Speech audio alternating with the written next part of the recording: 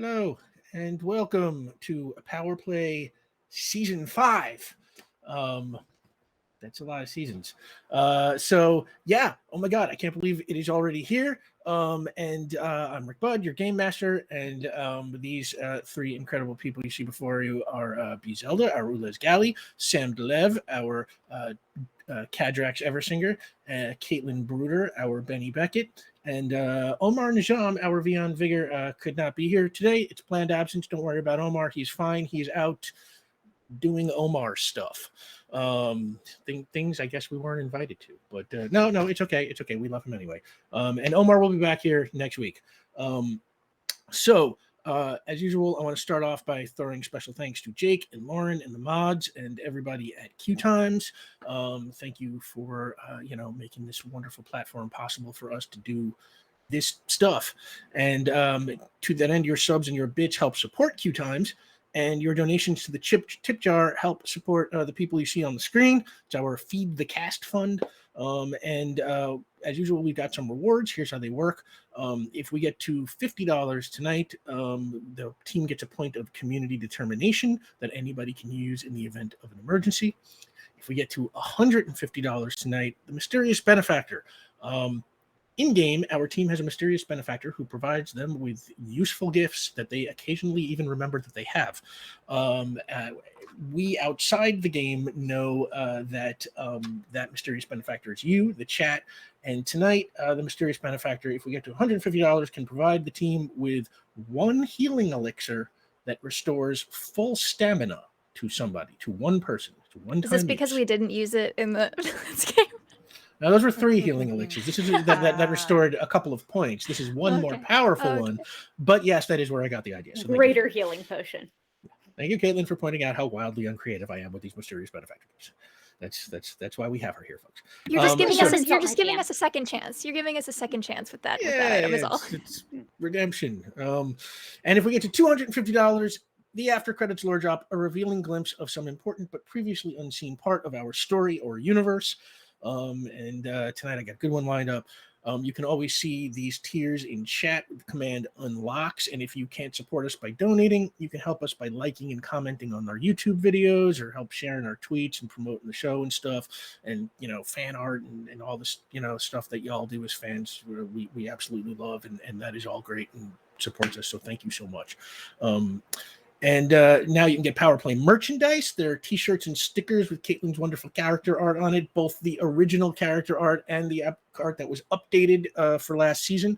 You can get those at the QueueTimes Teespring store. Jake will pump that link into the chat for you. The game we play here is called Icons. It is published by Ad Infinitum Adventures. It was created by a cool guy named Steve Kenson. You can find him on Twitter at @skenson. The book edition that I have is published by Green Ronin. They were sold out for a while. They might have them back now. I don't know. I think you can get print to PDF versions from Ad Infinitum directly. It's a very cool game. You can follow the show at PowerPlay RPG on Twitter and Instagram. And I should mention, it's by the way, on our Instagram, you can see, I think, pretty much every piece of fan art we've ever got. I got a couple of inquiries between seasons about where people can find the fan art. That is all sitting at our Instagram account. Power Play is now available as a podcast for the podcast inclined. You may find that wherever fine pods are casted. Really cool. Now there is a Power Play emote, thanks to Jake. I think I can even use it somewhere here. Wait, hang on. Can I do the emote thing from this? Check this out. Oh my God. Yeah. See, I put an emote into the chat, and it's like it is exist well. That is our very own Ulez Galley there, doing the emote. Thank you, Jake. There we go. Yeah. Yep. You found it. That is the announcement. Time for the season premiere of Power Play.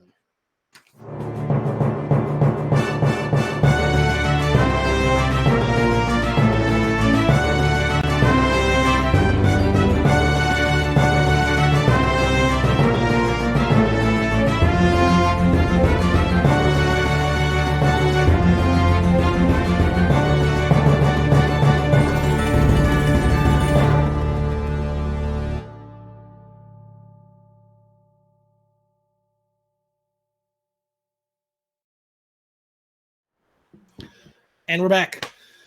So, wow, actually, it looks like we have unlocked the first tier. Thank you so much, everybody. Team, you will be starting with 1 point of determination, community determination. Previously on Power Play, a lot happened last season.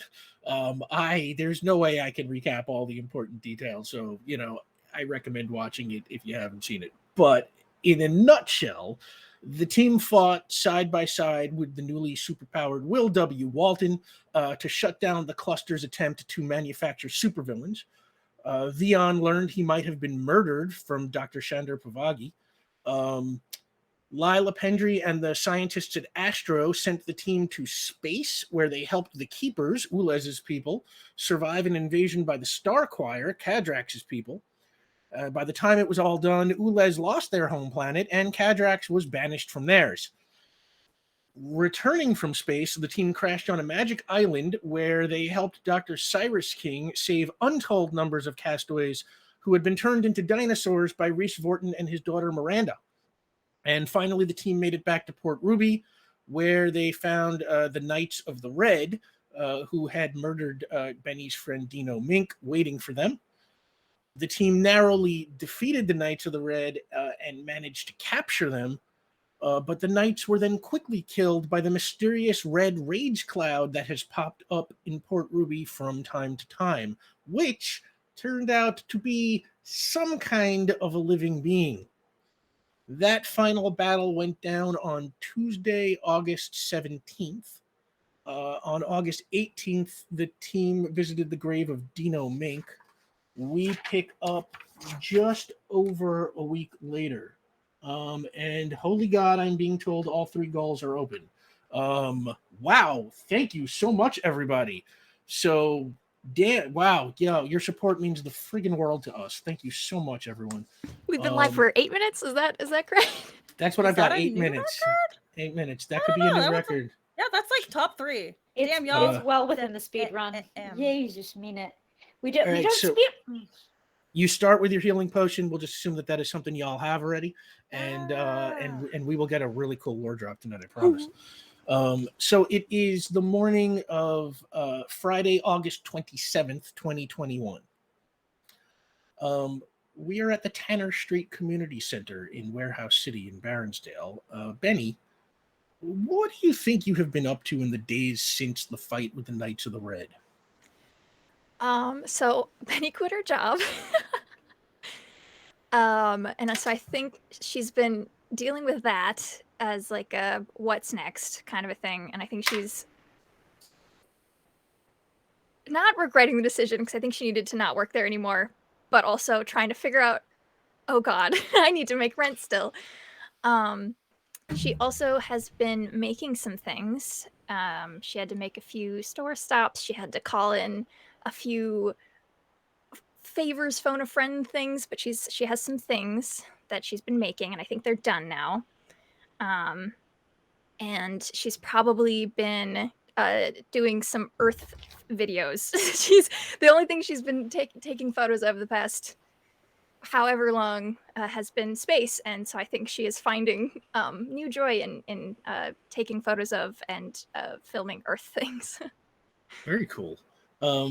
Well, on this morning, Friday, August 27th, you are sitting in the drained, overgrown pool at the closed-down Tanner Street Community Center that you have taken to using as your meditation spot where you practice controlling your powers. How do you think that is going? How does Benny feel about her control over her powers at this point?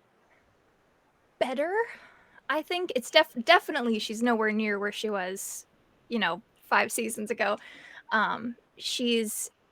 I think she's still, there's always that little bit of fear, because growing up with it was this scary thing that she never had control over, and that's not something that goes away, in a year. But she definitely, she can sit and burn and not freak out about it, and not be worried that she's not going to be able to turn it off or not be able to stop it if it spreads.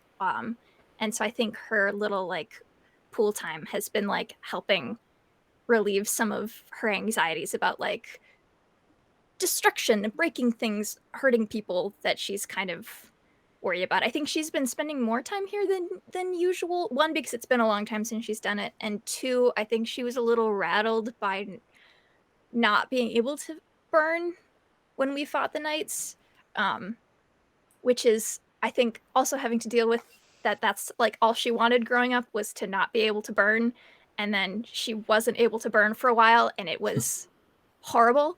And so she's, yeah, just kind of working through that internally. So I don't know if that's the answer you were looking for, but Benny's been burning. All right, yeah, no, that's super interesting. And you know that is what you do for a while, and then you head home. Cadrax, what do you think you've been up to in the days since the fight with the Knights of the Red?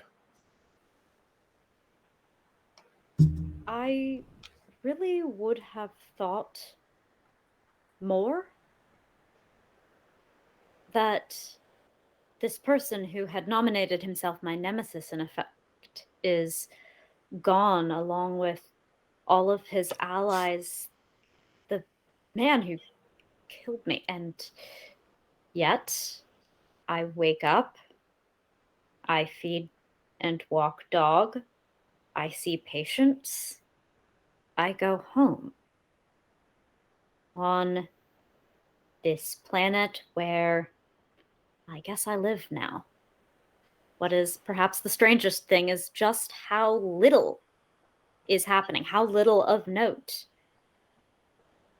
I really thought there would be more.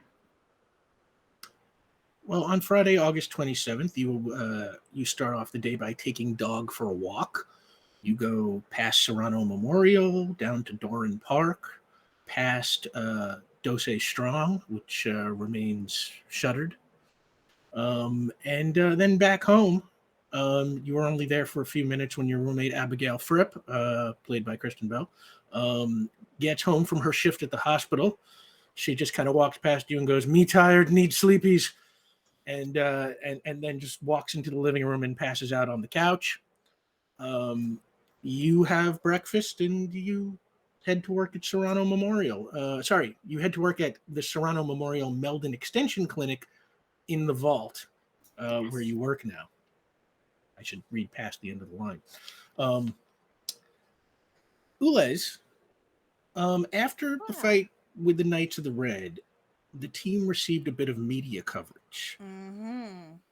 Ann Witt of the Port Ruby Standard wrote you up in her Power Players column and mentioned the detective agency. And since then, the phone has been ringing a little bit more. Oh, wow.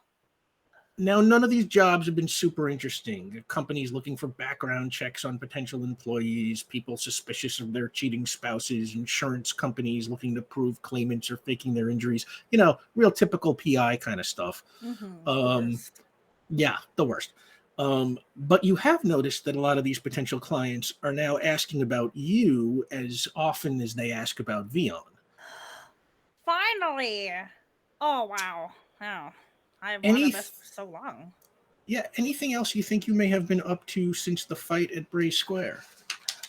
Yeah, so like there's been a lot of like the incredibly boring, almost like bureaucratic calls that I've had, but because of a lot of the media attention and being singled out as a visibly non-human has gotten Ulez some really interesting kind of odd jobs. There was a recent one where there was somebody who had a lot of the abilities of, say, like a large cat, like they had the talons, they had the teeth, they had the yellow eyes, but their only issue was they couldn't find a place that would do pedicures and manicures because everybody was discriminating against them. So Ulez had to help them with that. There was the individual who was part octopus that was really having a hard time finding like a nice tank to set up at her home. Ulez had to go like aquarium shopping and really figure out really support these people because there was some discrimination. Like nobody wants to sell an aquarium tank to somebody who has an octopus for a head. But with Ulez's fame and Ulez's sway, like they were able to really get all of these mundane things that would be mundane for regular people, but were just creating barriers for, folks with superpowers. Love it. Benny, After the showdown with the Knights of the Red, you discovered that just as Dino had promised, your apartment was livable once more. The hole in the wall that was incurred during that fight involving Will was all patched up. It is not the smoothest fixed you've ever seen. There's a big spot on the wall where it's clear work has been done, but apparently Dino's uncle's brother-in-law got the job done. I sent a photo to Will. It said good as new. Yeah, 100%. Yeah, he got that. And you've got the TV on, and the PR1 news cycle comes up. It is PR1 News with Malik Douglas, played by Omar Epps. It says, welcome to PR1. I'm Malik Douglas. I'm filling in for Stella Combs, who is on vacation. First up, Sovereignty Party leader Preston Conway called a press conference this morning to make a major announcement. And it cuts to video of Preston Conway, who's played by Sam Rockwell. He is standing at a podium surrounded by news microphones, and he says, Port Ruby used to be the greatest city in the world, but it's not anymore. We all know it. We all think it. Now I'm saying it out loud. Mayor Rona Carter, an unelected mayor who holds office only by virtue of the death of Jan Lindell, has run our beloved metropolis into the ground. Coddling superpowered miscreants, defunding our police, and projecting an image of weakness to the world. How many more bridges and skyscrapers can we afford to lose to her incompetence? Well, I say no more. This city needs a savior. So as of today, I am proud to announce that I am officially running for mayor of Port Ruby in this November's election. And when I hold the office, you can mark my words, things are gonna change. And it cuts back to Malik Douglas, who says, that's mayoral candidate Preston Conway making his official announcement. In his speech, Conway was, of course, referring to the events of August 17th when 4 superpowered individuals destroyed the McQuilly Bridge and nearly toppled the Leland Cypress Tower in Bray Square.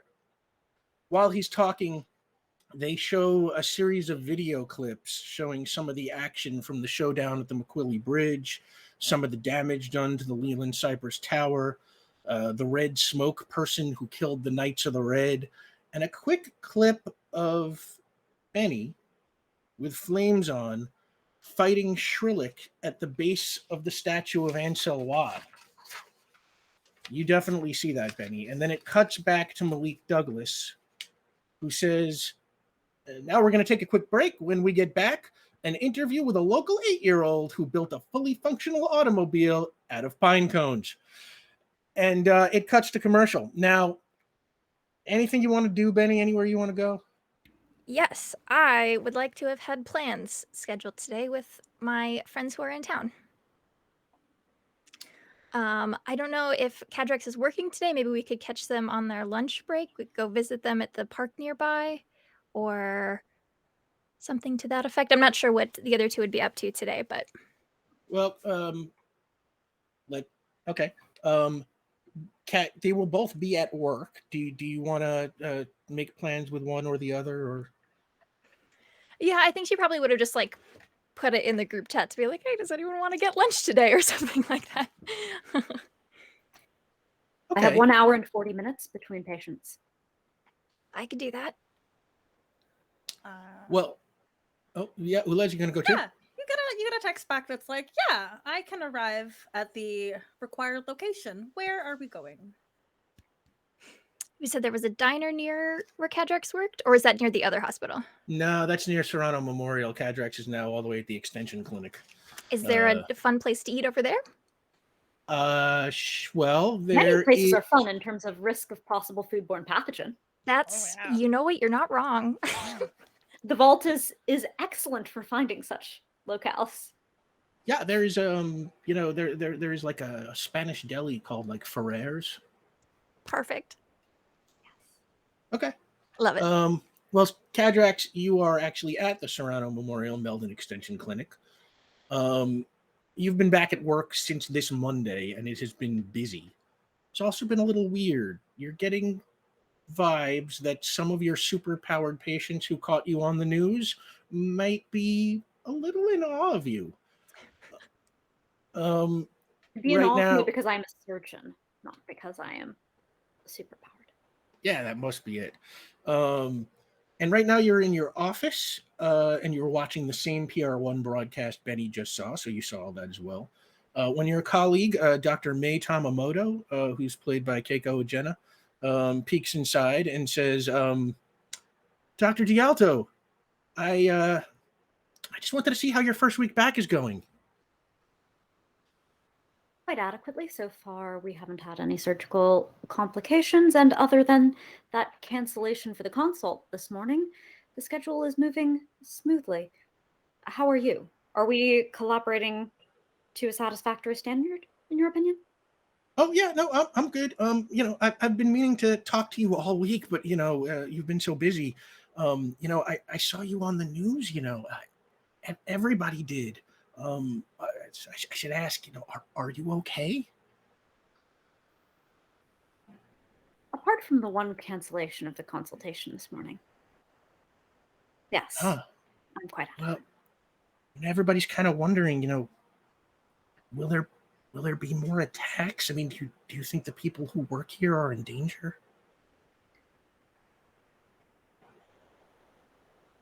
I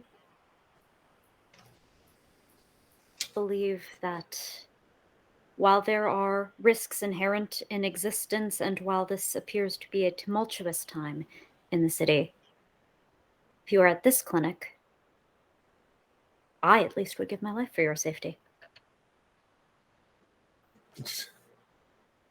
Oh wow. Wow. And she seems kind of overcome, and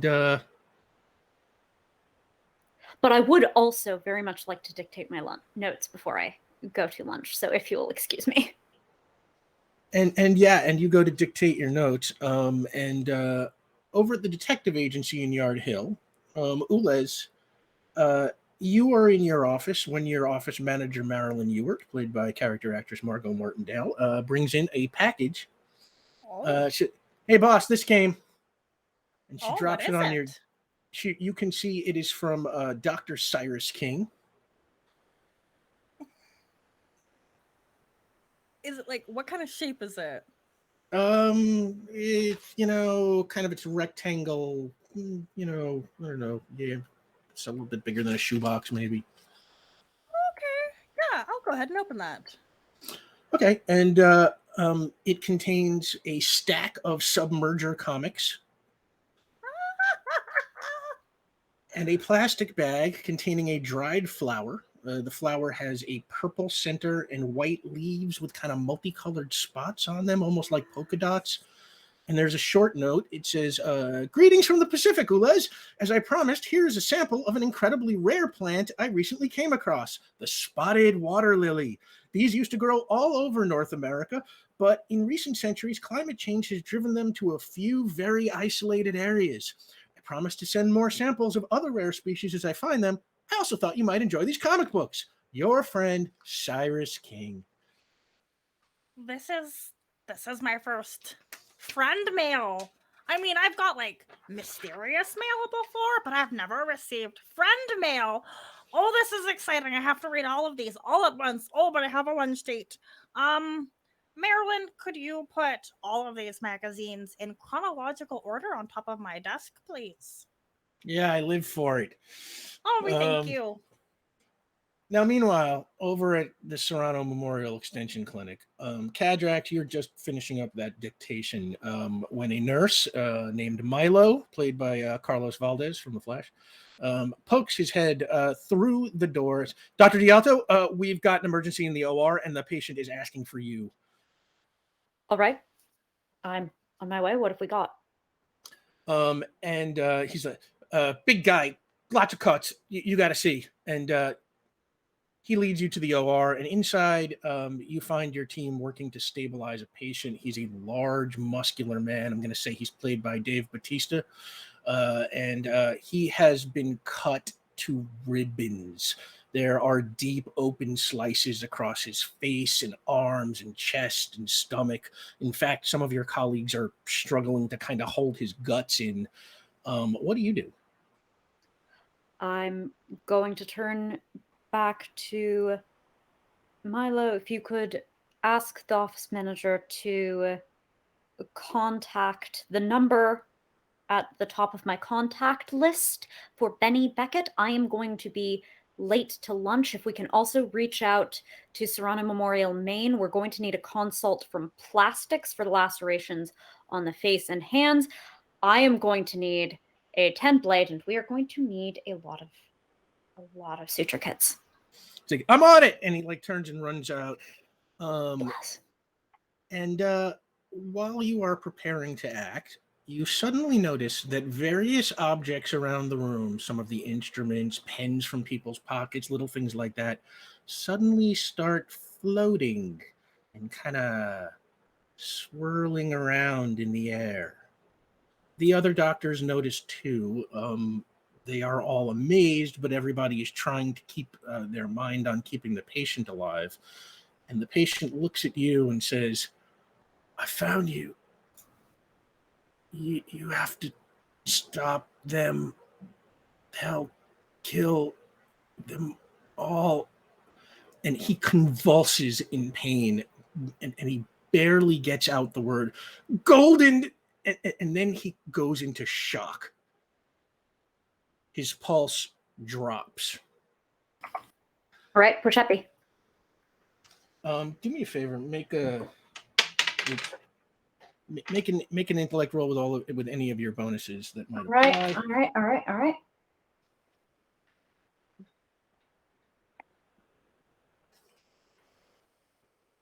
right. That's one on the die, my friends. So that's 8.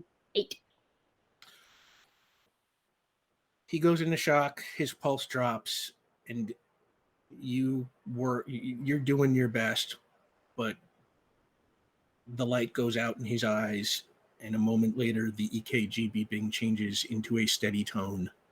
He is dead. And the moment he dies, all of those floating objects crash to the floor.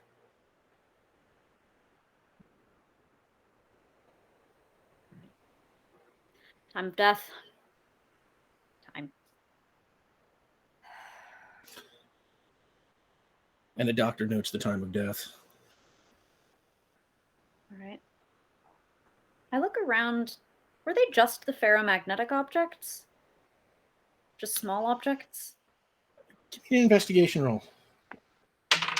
Now you roll a 4, you absolute bastard. It was simply unkind. That's a total of 10. No, some of those pens look like they're plastic. Okay. There doesn't seem to be any rhyme or reason. It's a lot of small things is about all you can pick up, Yeah. No tables or anything. All right. Do we have any information on the patient next of kin to inform? Emergency contacts, anything? One of the other nurses says he had a backpack. All right. I will take a look. See what All I right. can find. How did he come in? He walked. Like this? Yeah. And as you look at his clothes, you can see that they are quite blood-soaked. Do me a favor. Give me an investigation roll again. Yeah. Okay, what even was that die? That wasn't even... Time for a new die. 9. Yeah, I mean, honestly, probably. It just bounced right out of the tray. Like, it wanted to yeet. But 9. 9 was 9. Okay. First, you look over his clothes. From the smell and the general look, you would guess they haven't been washed in a very, very long while. You possibly suspect this guy could be homeless. In the backpack, you find a few dollars in change in a plastic bag. 3 books. A People's History of the United States by Howard Zinn, Pride and Prejudice by Jane Austen, and Slaughterhouse-Five by Kurt Vonnegut. They are all stamped as property of the Baronsdale Public Library System. You find a library card stuck into one of those books, like being used as a bookmark, perhaps. It has no name on it, just kind of a barcode. And there is another card. It says, "My name is Hector. I am hearing impaired. Please speak slowly or write down your question or instruction to help me better understand your needs."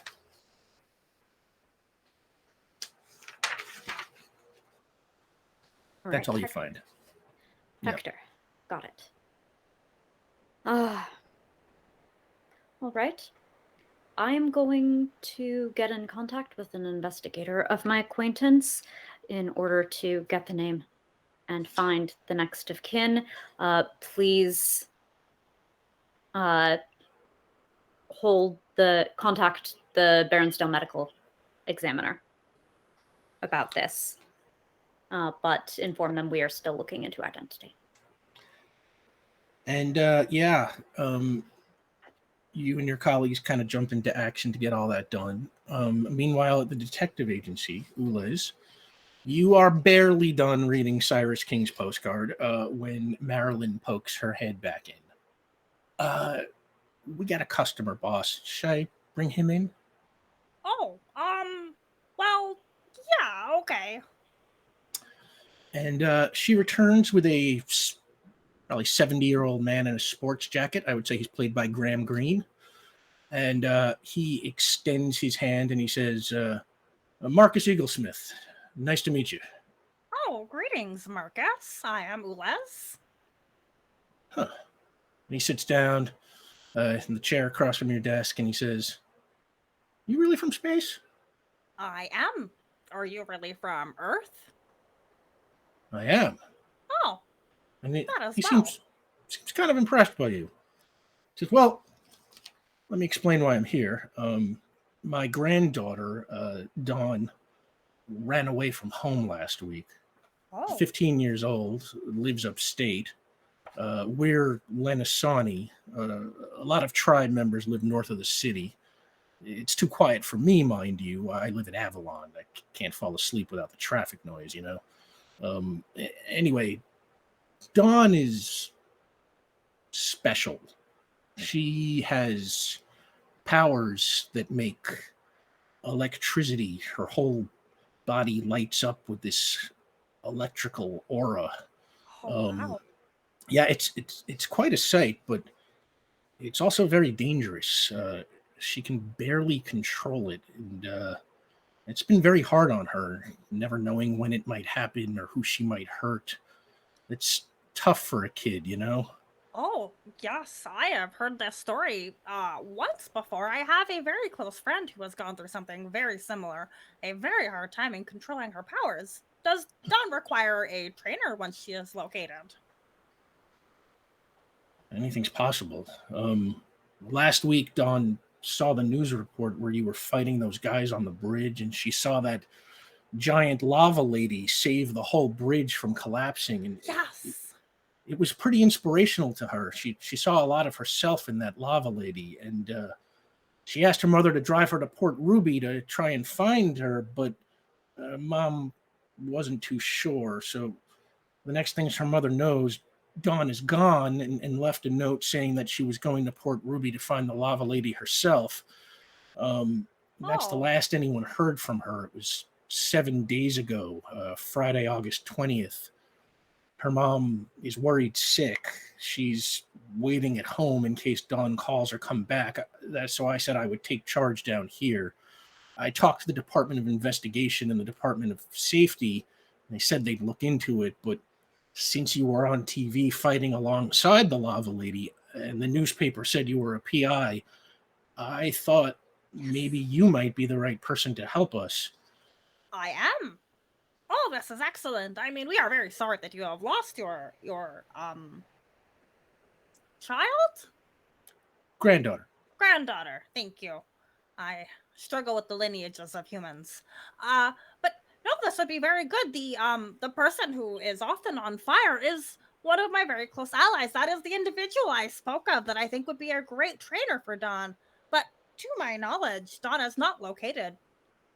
Am Do you not know the name of the person who was on fire?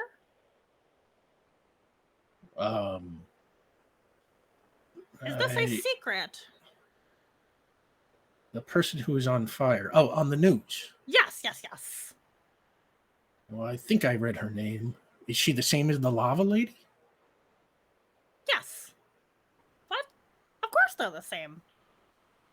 Well, one was as tall as a bridge and the other wasn't, so Same?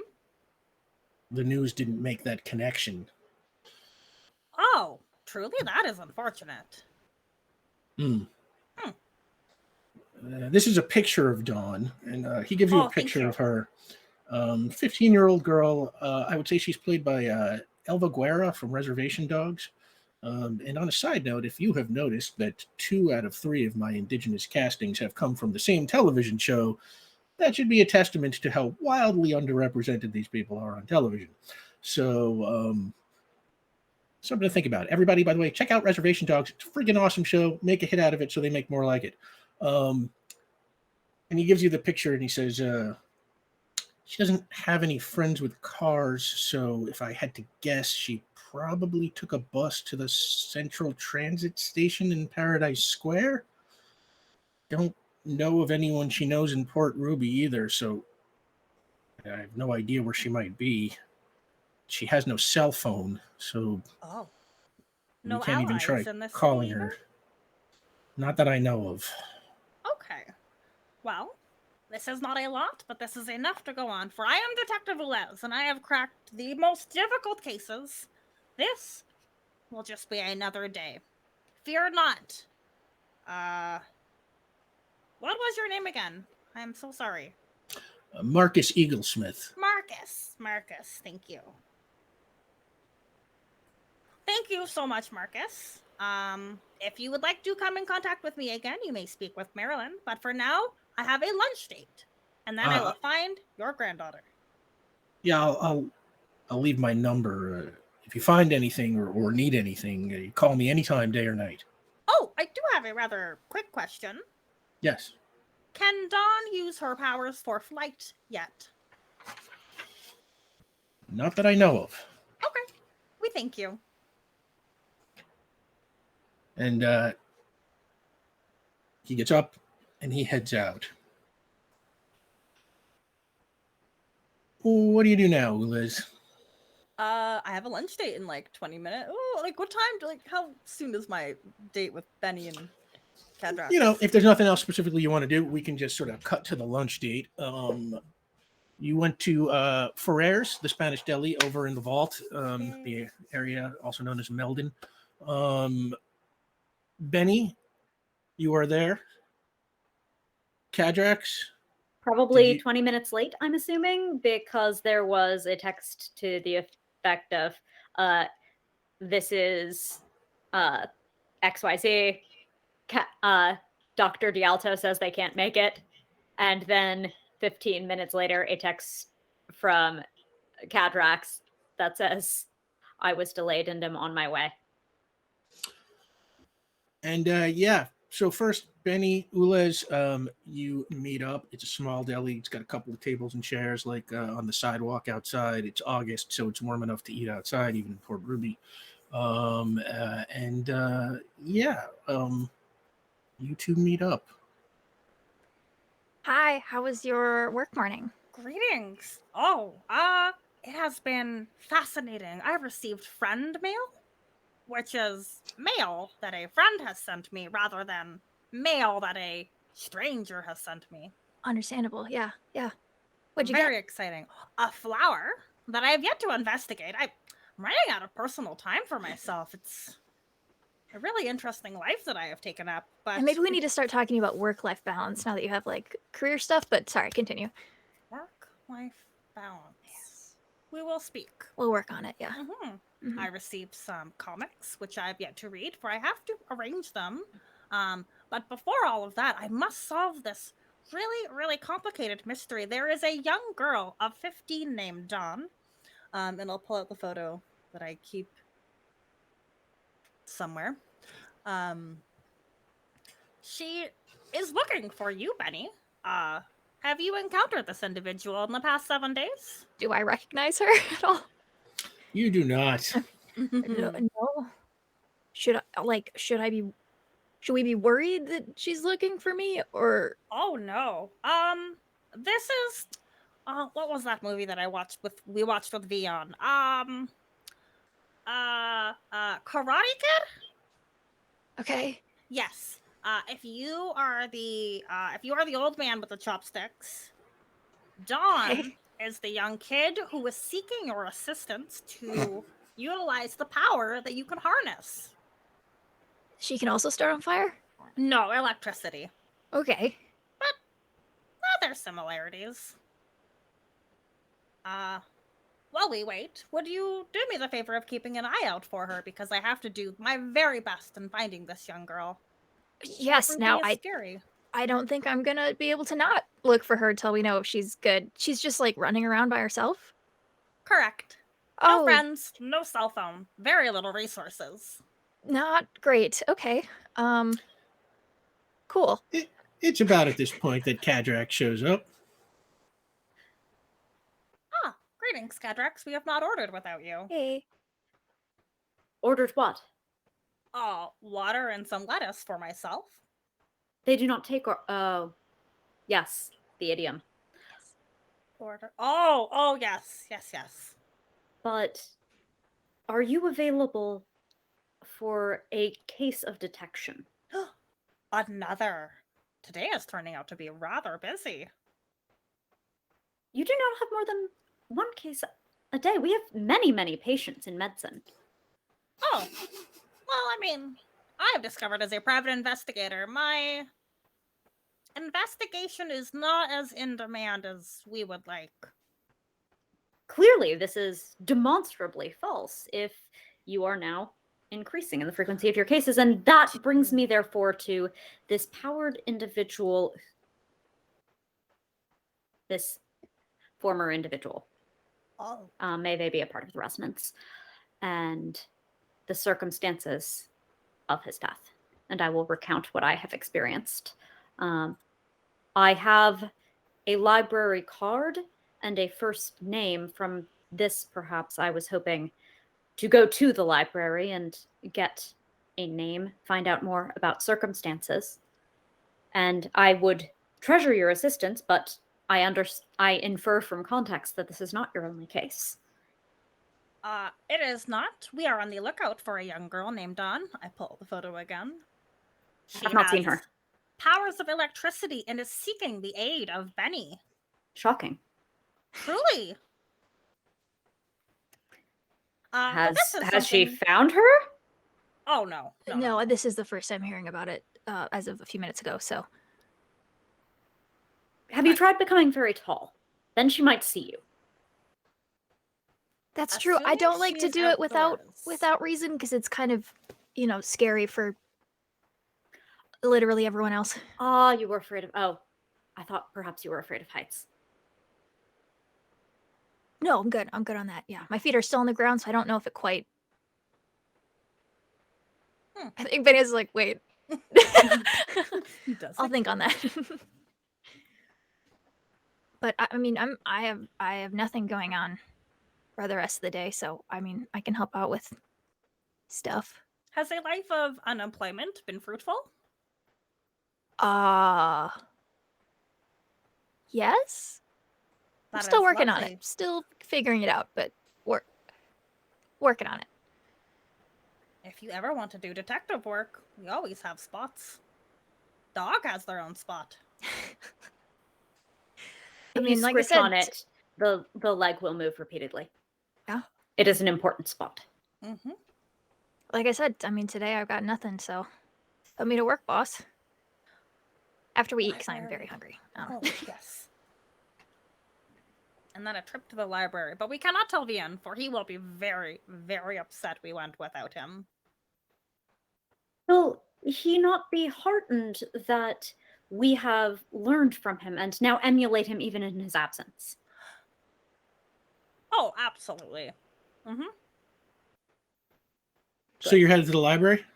After a good lunch. Yeah, we eat. And then at the end of food times, Benny goes, "Oh, before I forget," and she goes over into her bag and she pulls out 2 small packages that are just wrapped in like inside out paper grocery bag, and sets them down in front of the both of you and says, um, "So I kind of made some stuff for you guys, and Oh, I was gonna try to find like a day that would be, I don't know, like a birthday or something, but then I didn't know any of that for either of you, and then I realized you weren't born on Earth, so you wouldn't have an Earth birthday. So I figured I should just give it to you because otherwise I would just. Anyways, here you go," and she slides them across. 2 friend packages in one day. Today is marvelous. Thank you for this paper. I will treasure it. Right. It's a thing you when you were given a gift, sometimes they wrap it to keep it secret. So you pull the paper off, and it's the stuff on the inside is the gift. I've torn mine apart. Yes. So I inside, ping the paper because I don't understand the premise. This is your first gift in wrapping paper. Oh, um, I'm enraptured.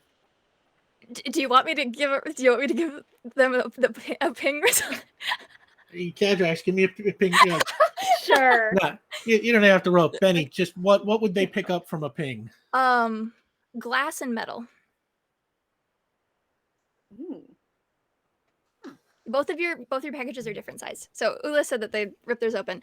So inside yours is a little box, and inside the box is like an antique compact, like heart shaped, yeah. kind of like a brassy color, a light brassy color. Okay. It's got like flowers, floral engravings in it.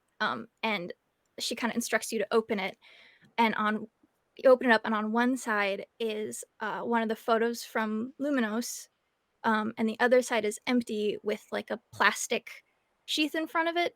And she says, so there's this earth saying, I guess, that says, "Home is where the heart is." And even though it's not meant to be like literally, since you're part human now, I figured I could get you one to take Spire with you. Oh. And like if you want to Yes. wear it, we can get like a necklace. But I figured you could also like human anatomy, you could like put it in your chest. You can do whatever you want with it, but that was yeah. This is beautiful. I will integrate it into my suit. Where are human hearts located? Left, right, center? A little to the... Oh, I will demonstrate. Yeah. And then on so there's just the photo. On the other side, you can pull this out, and she pulls off the plastic bit. If you have some of that purple grass left, I figured you could like press it in there, because humans do like flower pressing. Yes, I am familiar with that technique. Yeah, so that's there you go. Oh, thank you. This is spectacular. Receiving gifts is very nice. We wish we had something to return. No, we get to keep you. I mean, that's cool. I'm just happy that you guys are staying. For indeed, they are a keeper. They are a I keeper. understand. We thank you.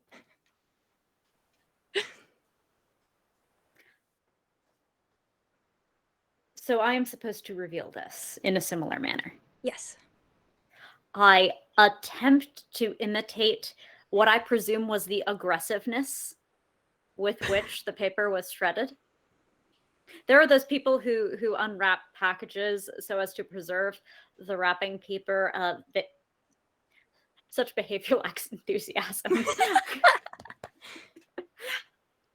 So I, in Ulez style, shred.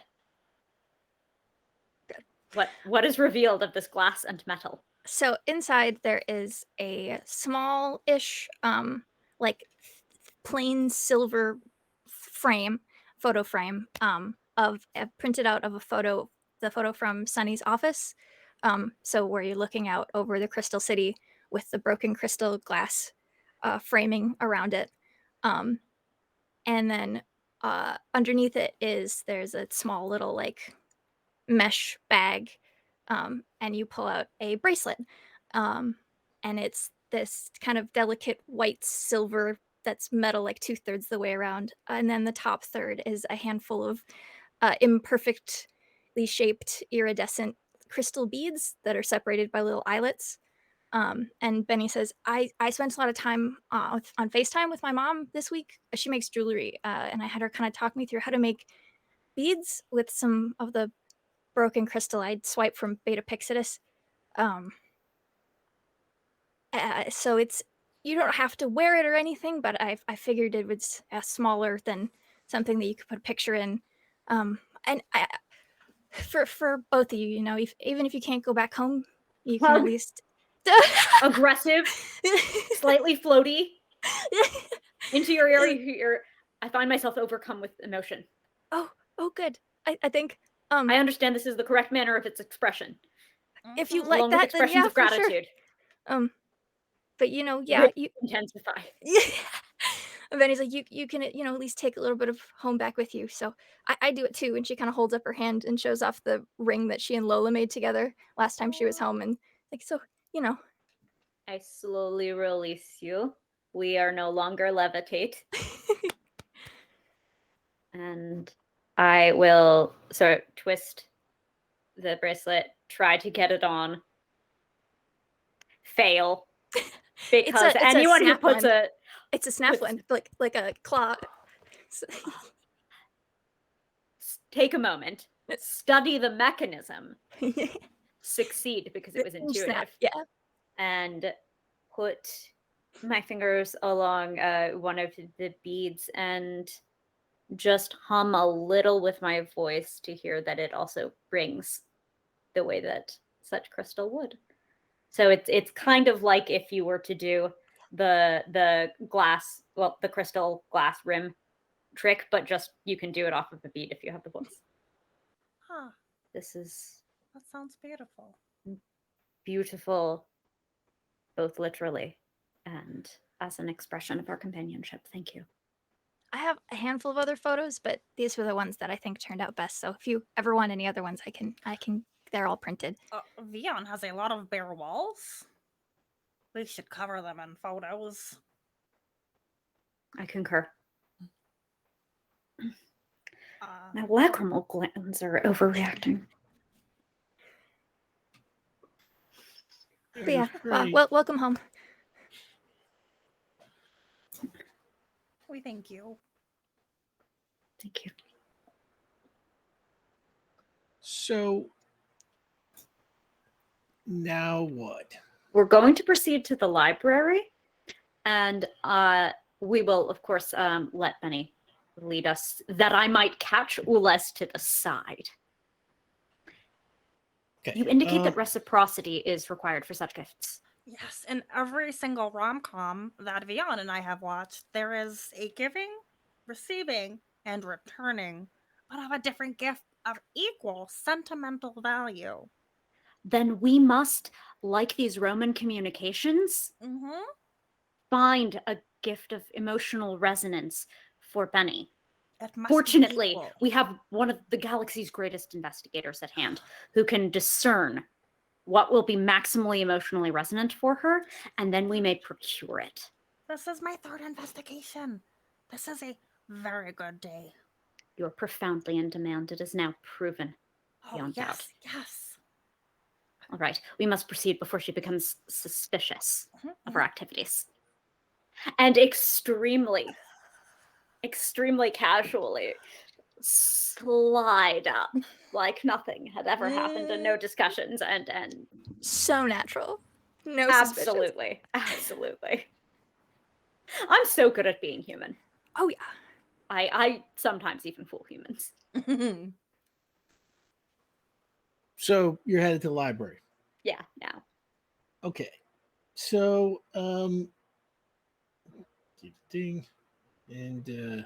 yeah, so Jake, can I have the Baronsdale map?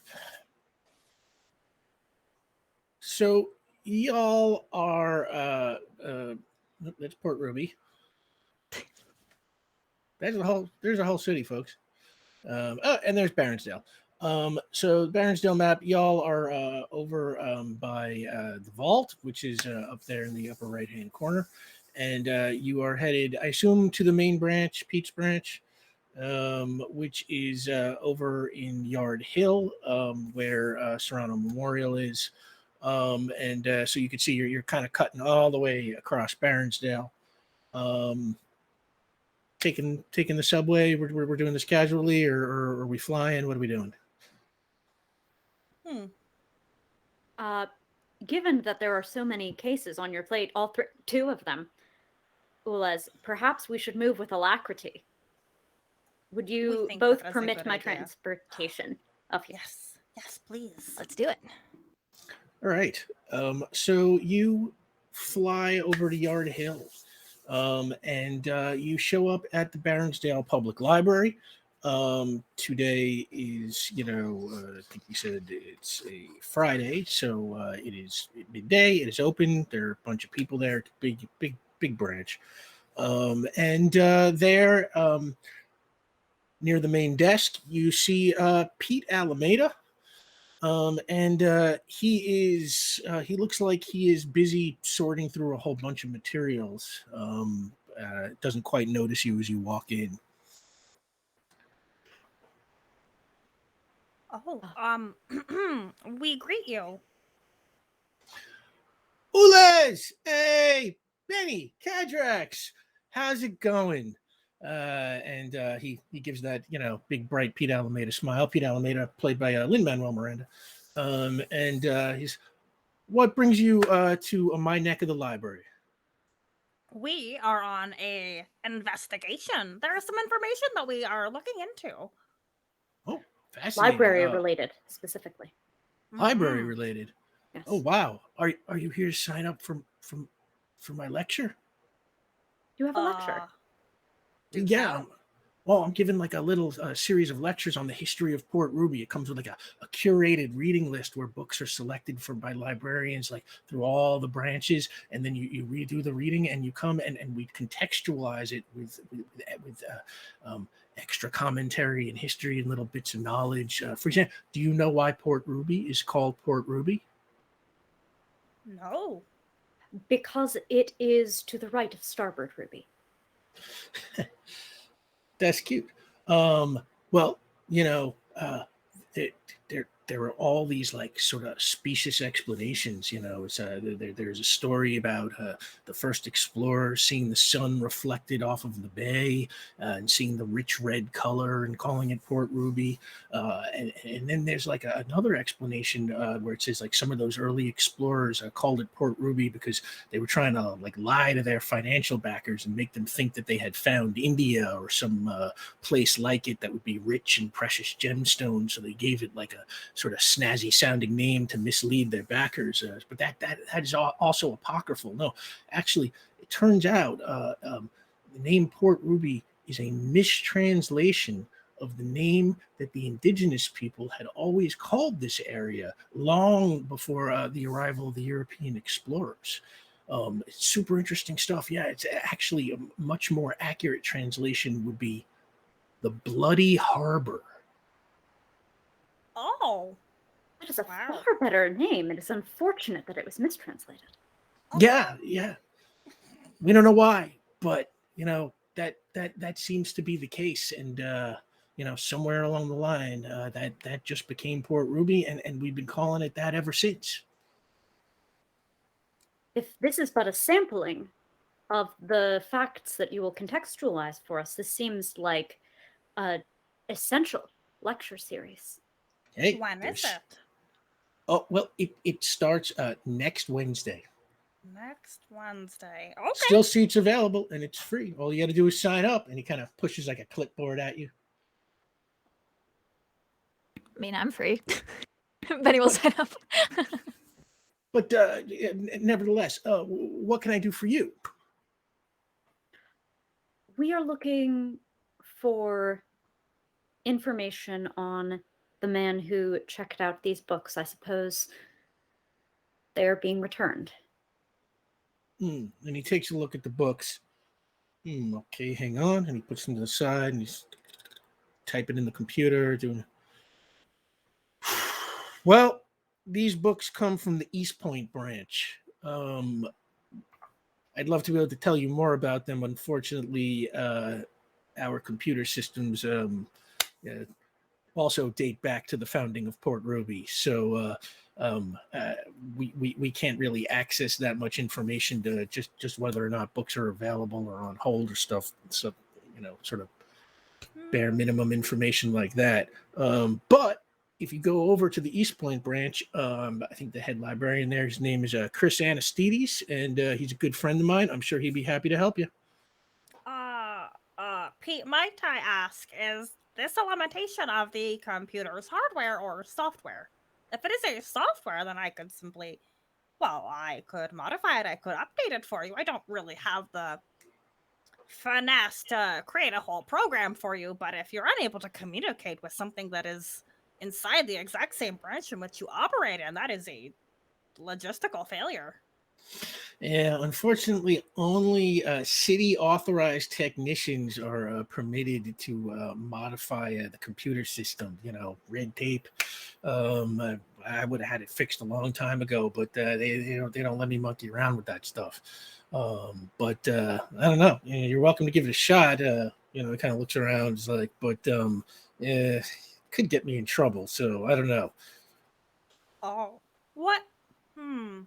I have been in trouble before, but what do you consider trouble? Oh, well, if, like I said, it's like only city authorized technicians are allowed to kind of play with this programming. It's like it's a union thing, I think. I don't know. I do not have the understanding. I've learned from the nurses at Serrana Memorial that unions are incredibly important and to be respected. Okay. What we must then do is induct you into city authorization. Oh, okay. Well, we'll add that to the list. Excellent. But for now, we believe a simple visit to Chris. Pete, what was his last name again? Anastides. Yeah. Oh, thank you. Great guy. Excellent. See, I missed the first name, so we're doing great. We're a team. All right, so you're headed over to the East Point branch? Yeah, as quick as possible. Yes. All right, Jake, can I get the East Point map? Now, funny enough, the East Point branch is way back over in East Point, which is right near the vault, actually. Right. And you can see it when this map comes up in the upper right-hand corner. How far in absolute terms?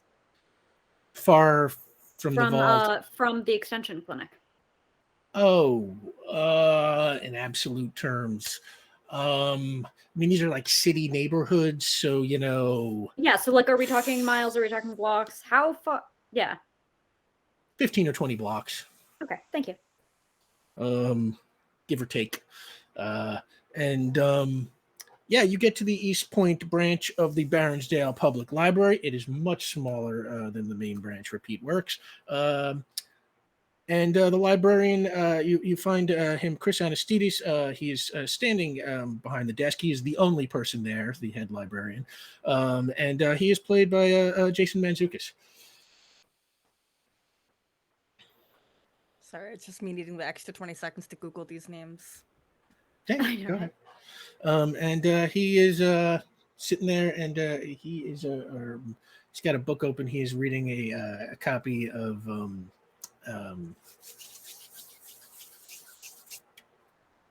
what is he reading? He's reading.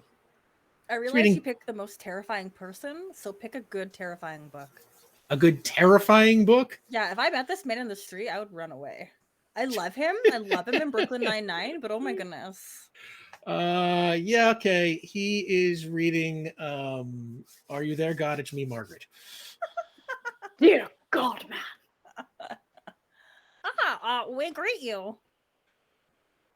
We greet you, and welcome to the East Point branch of the Baronsdale Public Library.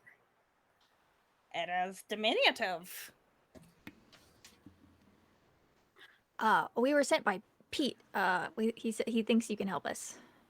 Pete? Are you Chris? Chris Anastasis? Anastides. Mm-hmm. At your service. I don't know this Pete, but I'm happy to help you. Pete Alameda of the Yard Hill branch? Oh, that Pete. Yeah, of course I know Pete. He's great. It's a big city. There could be lots of pizza. I don't know who sent it. I still have not found the one for whose love people constantly cry out. Nonetheless, we have books. Great. We have books. We have a We lot in common. I should be curious to find the truth of such a statement. This is a return. We believe from a man called Hector. Pete indicated that the books were checked out here, and we are trying to find him to notify next of kin. And he takes the books from you. He's like, are you police? I am a private Or, investigator. I'm sorry, I guess we don't have police anymore. No, Are you we have not for a while. Department of Investigation? Solo Department of Investigation. Solo Department of Investigation. I am the whole So- department, and these are my allies. Well, my friends, but when we work together, we do very well.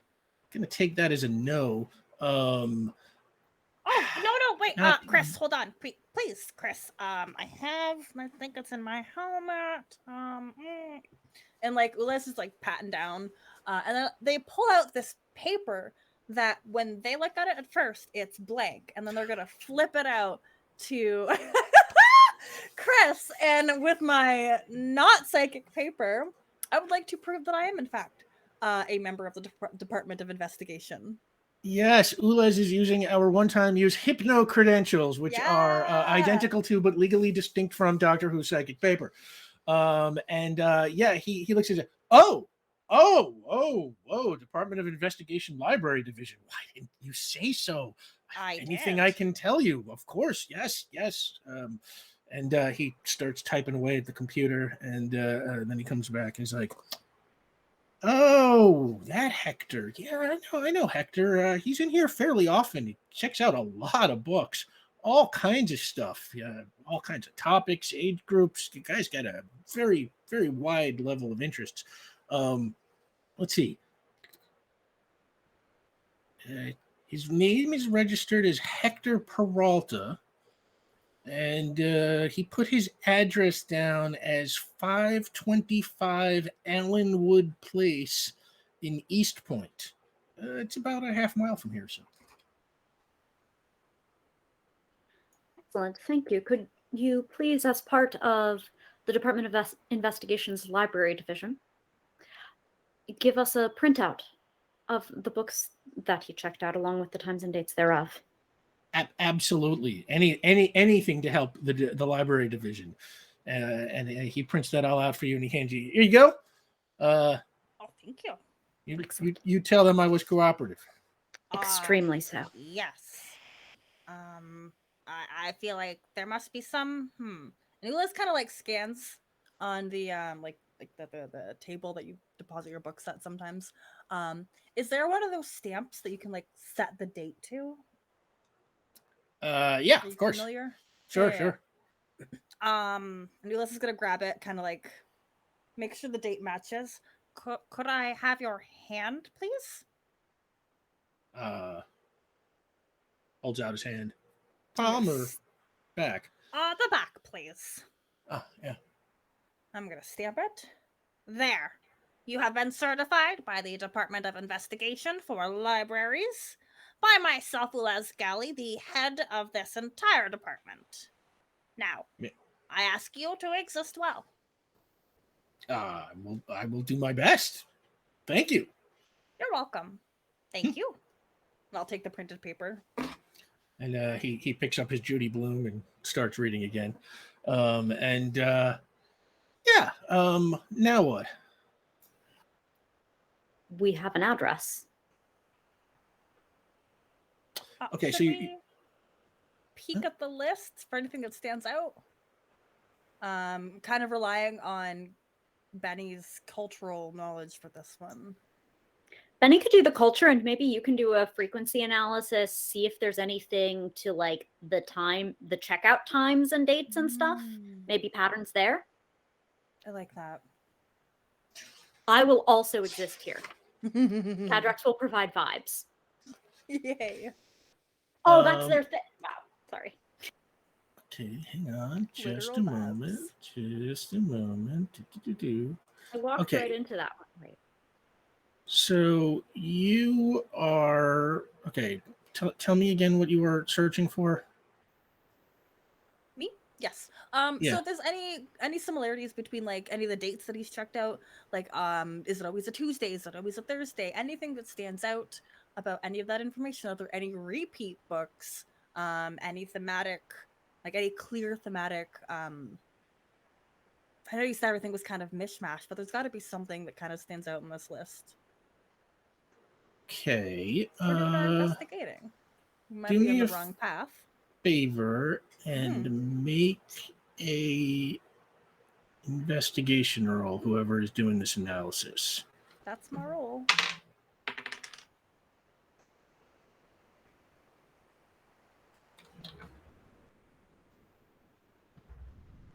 I forgot. Oh no, okay, I remember how to play. 10 plus 12.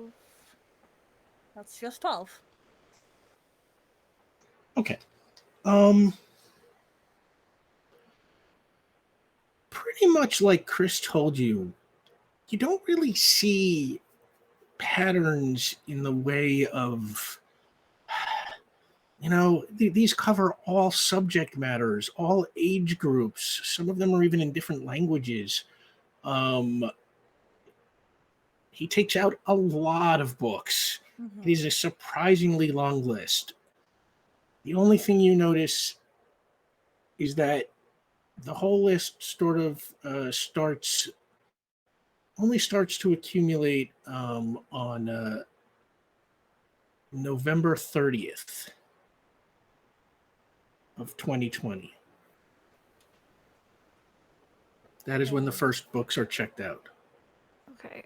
Cadrax, you told us. Did you tell us everything that happened I with Hector? exposited, yes. Okay. Are there any books on here that have the word golden in the title? There are not. Okay. Is there any sort of like, because if they're all over the place in like genre and like age grouping, is there anything in the titles? Like, are there any groupings that they're all the same like letter in the name, or like the words are like, No. trying to see if there's any pattern to like how he picked the books if they're all over the place. Like there's not a group that start with the same letter or like a okay. Cool. Okay. And one other question from the library information that we have. Is the address on file what is given when he signed up for his library card? I know that's when I gave mine. And when did he do that? When did he sign up for the library card? November 30th. Okay. 2020. Okay. So he gets the library card and immediately starts this prolific, if eclectic, reading list. Interesting. Okay. All right, man. Yeah, we're still heading towards that house or the address. Yes. Tell you what, while you're heading over there, why don't we take this opportunity to take a 10-minute break? This is going great. We will be back in 10 minutes. Don't go nowhere. Thank you so much, everybody. And we're back. Hope you enjoyed the fan art reel. We absolutely love the fan arts. Seriously, whenever y'all do that stuff, we send it around to each other and like everybody. It's just like it is like honestly part of the biggest thrill of doing something like this is seeing how it plays out in your imagination. It increases the internal temperature of our chest cavity. What they said. So yeah, thank you for that. And I have been told apparently y'all are still donating. So just wow, thank you so much. Honestly, it's like being able to pay these people for their time. It's kind of the most important thing in the world to me, and y'all make that possible and have made it possible every single game that we've played, I think this is like the 49th power play or something when you count all the one-offs and miniseries and stuff, vaguely in that area. And y'all have come through literally every single time. And, we could not possibly be more grateful for all the support that you give us. So we're going to pick up right where we left off. Y'all were leaving the Baronsdale Public Library East Point branch and headed to the address you got from the head librarian, Chris Anastides, that said this guy, Hector, Hector Peralta, who came into Cadrax's clinic in the first half, had given his address as 525 Allenwood Place in East Point, which Chris said was just about a half mile away. So you get to 525 Allenwood Place. And what you see is a nightclub called Hotlands. Hotlands? Like yes, Hotlands. Hotlands. Oh, not like a local area network. Got it. Yeah. No, not Okay. yet. I was really Sorry. into that one, to be honest. I know my pronunciation's not fantastic. That'd be but great yeah, for esports. Hotlands. Without any investigation, easy to see. On the front door, there is a sign. It says "Closed by order of the City of Port Ruby Department of Buildings." Oh. Well, that's... Are we all prepared to go inside? Yeah. Certainly. What is the date of the order? The date of the order. Hang on. The date of the order. Just give me 1 second. Don't go anywhere. Stay exactly where you are. The date of the order very closely is November 15th, 2020. Ah, So he set a closed nightclub as his address? it was already closed by the time he set it at his address. The nature of this place, should he not live above it, certainly contextualizes his unhoused status or apparent status thereof. Could he have been squatting here, or was it just like just to have an address that no one would question because it was real? He appeared capable of walking. Not solely squatting. Living without a house in a place that isn't a residence. But if you live there, it's residence.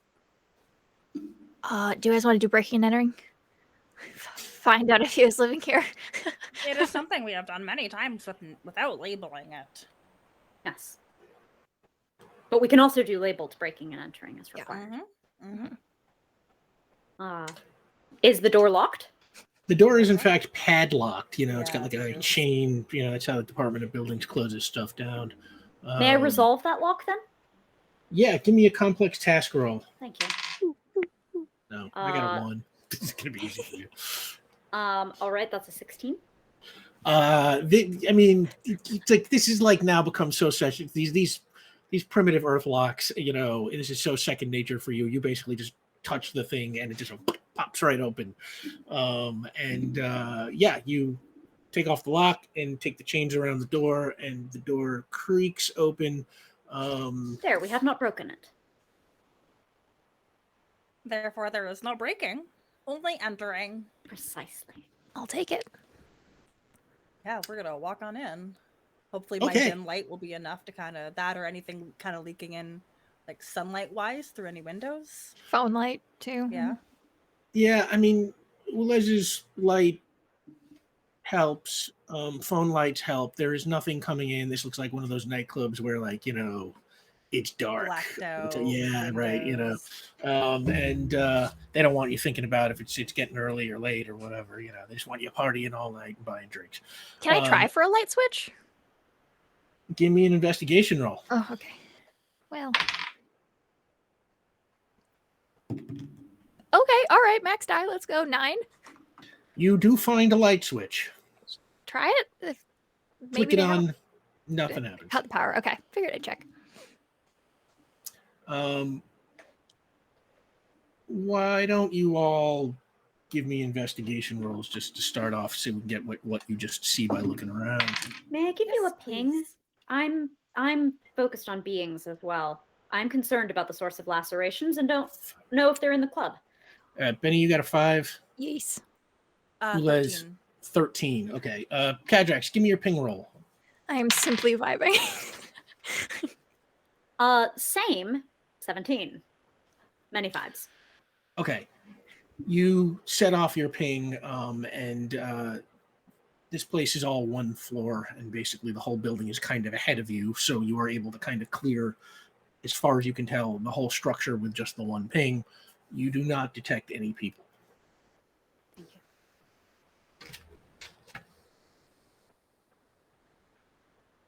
What do the investigators find? Oh, right. Yes. Good. Right. I found a light Ulez. switch, and that's where my usefulness ended. Benny found a light switch. No. Ulez, you got a 13. So, yeah, y'all walk around a little bit with Ulez up front, kind of using their light to shed light. And They're delightful, yes. me describey things good. Basically, as far as you can tell, you do not see a ton of interest. There is, a huge dance floor. There is, bars lining, most of the walls. It's like big long bars, and then there are sort of like small little ones, tucked away in corners and stuff. And there's no more booze. It looks like the bars have been cleared out. There's no more booze. The bars have been cleared out. There's some garbage on the floor. Looks like, whenever this place was cleaned out, some empty boxes were left behind, papers, the rolls of masking tape that have been used up, probably used to box up whatever they took out of there. How does it look in terms of like if anybody was living here? Does it look lived in? Are we talking like piles of clothing in the corner, piles of refuse, or any of the chairs kind of like kicked over, anything broken, anything shattered?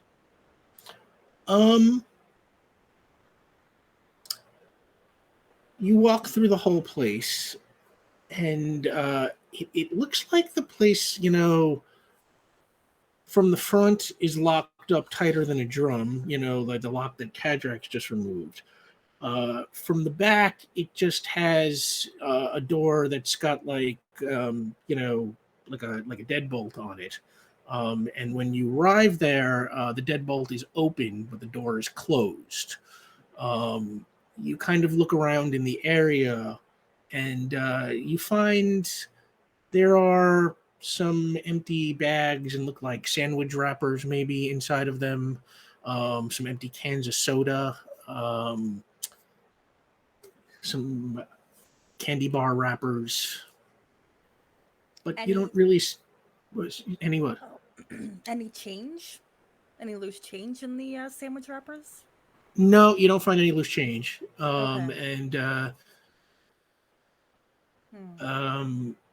And yeah, that's about it. But you don't find any. There's no conspicuous signs of like. It doesn't look. There's no bed. Doesn't look like there's people living there. There's no clothes or things that just looks like maybe somebody might have been coming in the back door to eat or something like that. But when I pinged, was there anything structurally unsound about the building? I know that their buildings have in Port Ruby become slightly more unsound due to mysterious seismic activity of unknown origin. But this is not the health inspector. This is the buildings department. Is there anything that... Why did this building shut down? And by the way, whose name is it on the order? What inspector signed it? There's not an inspector's name. It's just stamped by the department. Yeah. What did you get on your ping roll? 17. 17. Okay. You're not an architect or anything, but even you can tell that, yeah, there's something off about this place. Some of the principal support beams seem to be a little less straight than maybe they are supposed to be. You pick up a couple of cracks in the walls, and maybe even with a 17, you sort of detect some hairline fractures in pipes that run throughout the walls and the ceiling and under the floor. Can I Google Hotlands Port Ruby and see and click the news tab and just see did something happen, or was this just bad maintenance? You can give it a shot. Give me a. Oh God, I always offer to Google things and I never roll for it. Okay. 7. 7. News You tab on a find Google. articles. 7. You find an article that says the Hotlands nightclub was closed down by order of the Department of Buildings after incurring structural damage from an earthquake that occurred on November 15th of 2020. Cool. I'll read that out loud. Oh, Okay. okay. This is useful information. Thank you, Benny. It's just a matter of how we put all the pieces together. There's not did we see an office or a basement or There would Is have been a business office yeah, theoretically. somewhere that may not yet have items. Those might have been cleared out, but we ought at least look. You walk around with Ulez's 13. I'll say, that applies for the whole building. And you do find an office that has a desk. There's a power strip left on the floor, but nothing's plugged into it. The desk has some push pins and pens and paper clips in it, but it looks like it has been otherwise cleared out. There are a couple of filing cabinets in the wall, but most of them have been cleared out, and what has not been cleared out just seems to be, invoices for booze, kind of very typical stuff you might expect to find at a bar.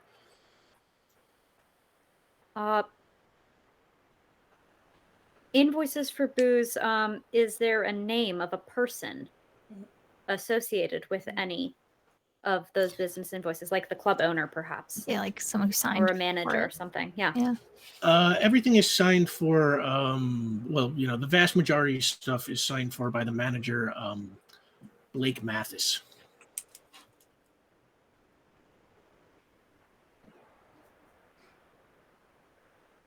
Right. Well, that is one of the few further leads we have thus far. It is, but I feel like I feel like we are a little stumped. We do not have the ability to rely on Vion's postcognition that might reveal what previously happened in this room. Unfortunately, we have only our own wits and not that of a skilled mage.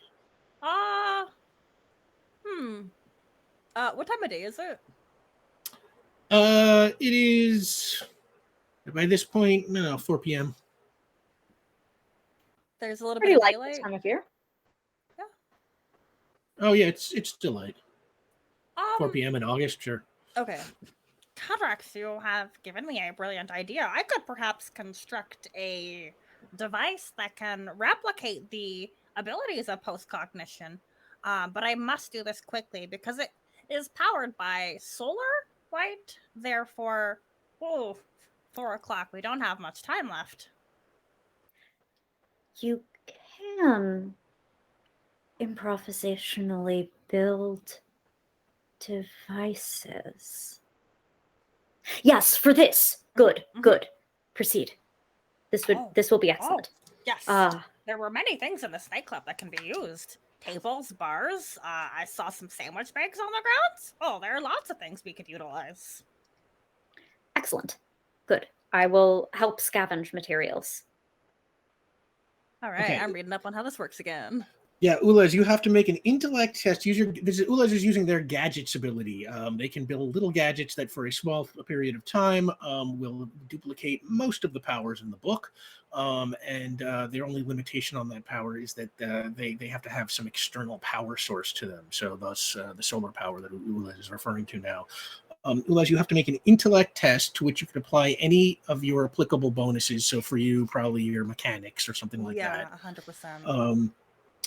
Against the desired power level that you want. So up to a maximum of your power level. So your gadgets are level 4. Yep. So the highest you can go for is level 4. Okay. You're building a device that sort of simulates post-cognition, and basically the way it works is like, the further you're going back in time, the more power you kind of need.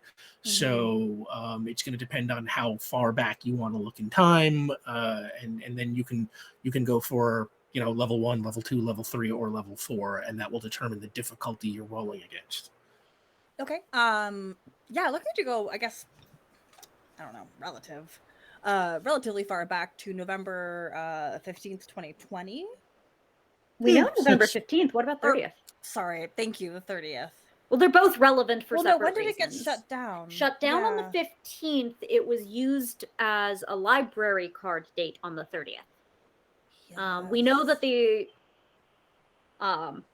Rick, just double checking. That was all right. Yeah. I did that. We know the November 15th quake.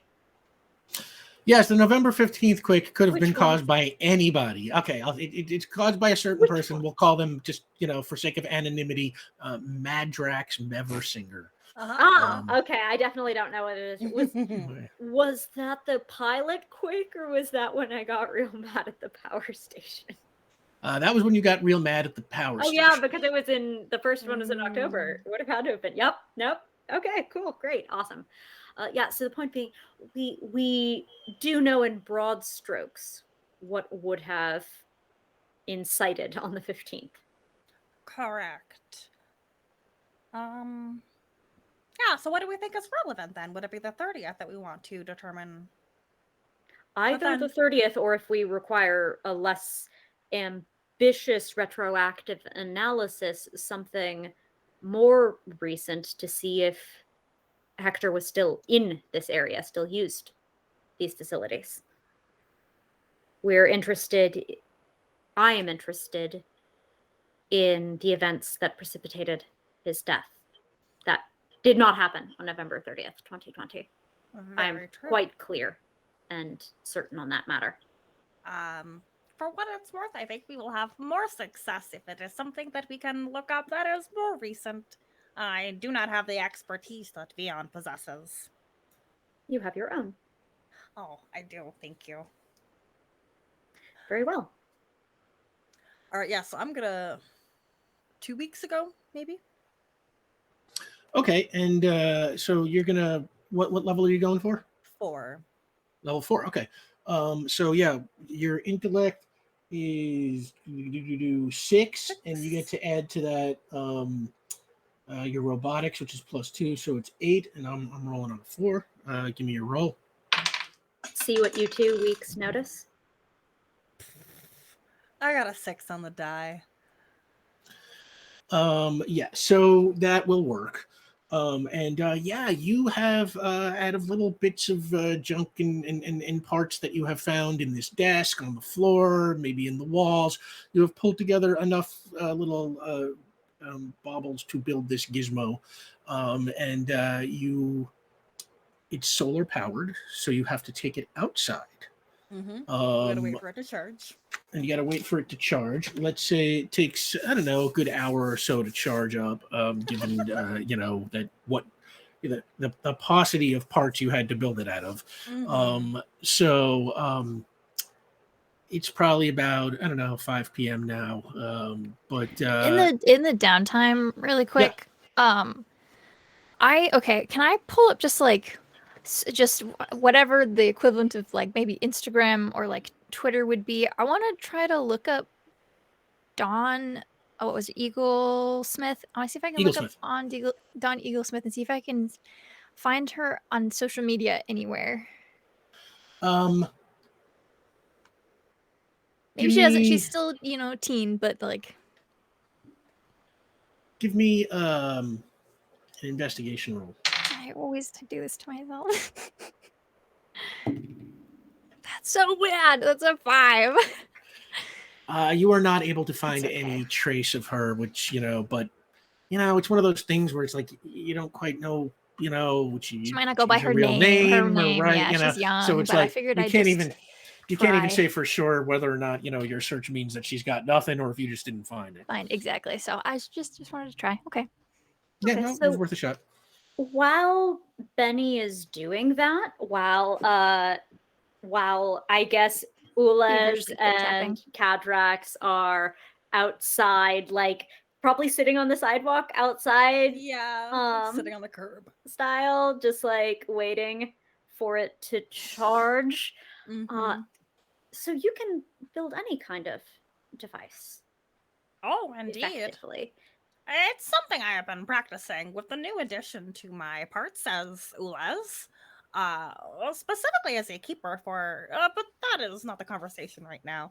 I have acquired a new interest in creating. Is it derived from your elbow? Or is it? Oh, yes. Excellent. I show off my very cool new elbow. I elbow bump, as I have seen healthcare professionals do at times. Yep. It's a very good elbow bump. Sanitation. Is it always improvisational for you, or could you recreate something schematically? Oh, I could, but it would take much more time.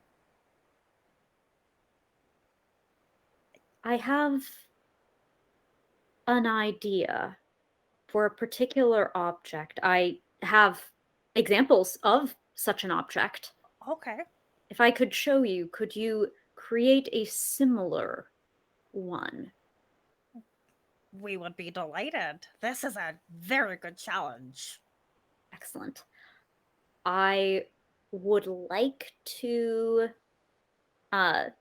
sketch out, I suppose, schematics of a star coral recording device like the one that has Sonnevel's Lullaby on it. Ooh. Huh. This is very unique, but I believe that we have seen many parts that can replicate the same ideas that we need for this. This is possible. Excellent. Though I think we should be discreet about such a construction. Oh, yes. This is a part of investigation number 3. 3. Correct. Yes. Okay. The most urgent one of all. Truly. Okay, we will begin work on this right now. We must return back to the nightclub. That office had some supplies that we could utilize. Plus, there was a bathroom and a utility closet that we have not explored yet. There are pins inside of the padlock as well that might prove useful for the rotational mechanism. Brilliant. Yes, we would like that. Good. All right. So we'll begin the scavenge for parts for advice. Yeah, you're trying to build this now here? Yeah. Okay. As long as we can find the right tools. While the thing's charging. Yeah. While the thing is charging, okay. This is a very, very advanced thing because it is a star choir recording device. Both of you give me an investigation roll. Okay. I've clearly lost one of my dice. That's okay. Look, what you have to remember is I have value. And I'm cute. Yeah. I got a 13. Oh, good. Thank you for carrying me. 7. 7. Ulez, you dig through that supply closet. Cadrax maybe opens up a couple of walls for you using their blast powers, so you can try pulling some electronics out of the walls. Oh yeah, behind the bar disassemble. Have TVs. Mm-hmm. Yeah, disassemble that power strip. Anything you can get your hands on that you haven't already used, and you get an assembly of items that you think might maybe be enough to do it, but you would still, of course, need a power source for them.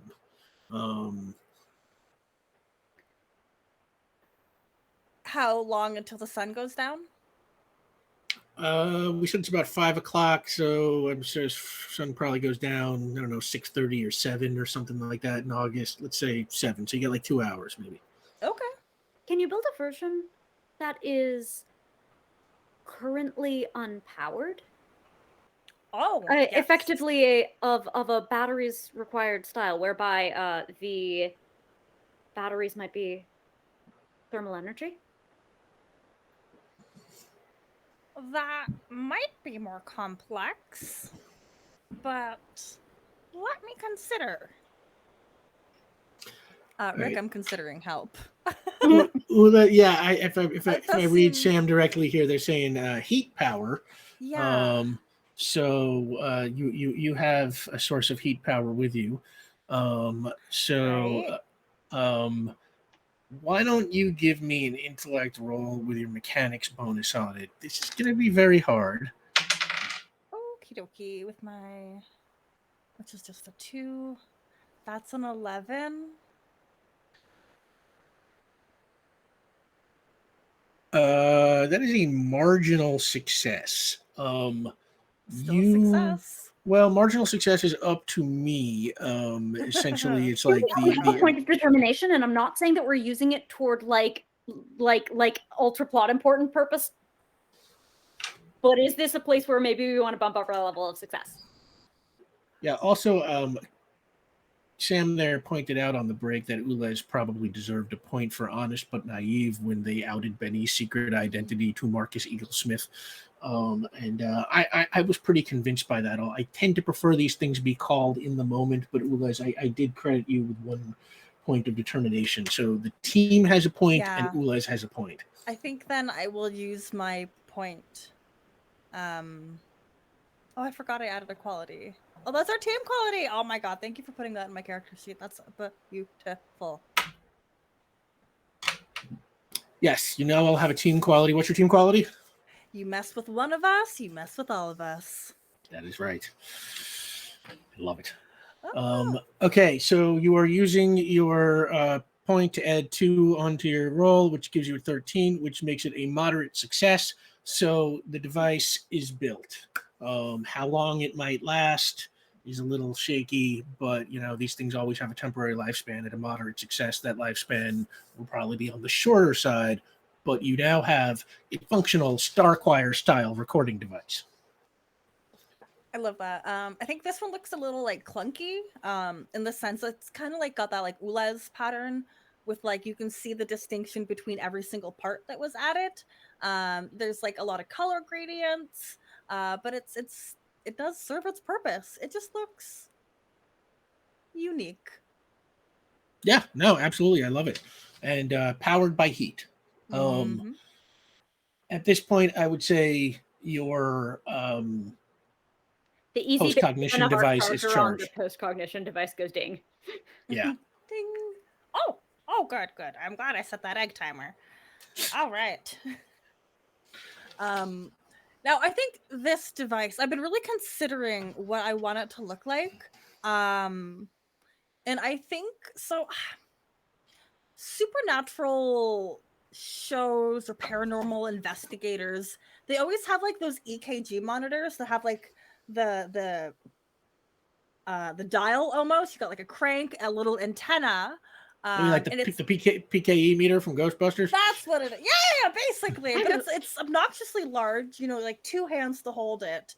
Not stylish at all. But again, it will serve its purpose. Okay. What do you want to try in post-cog?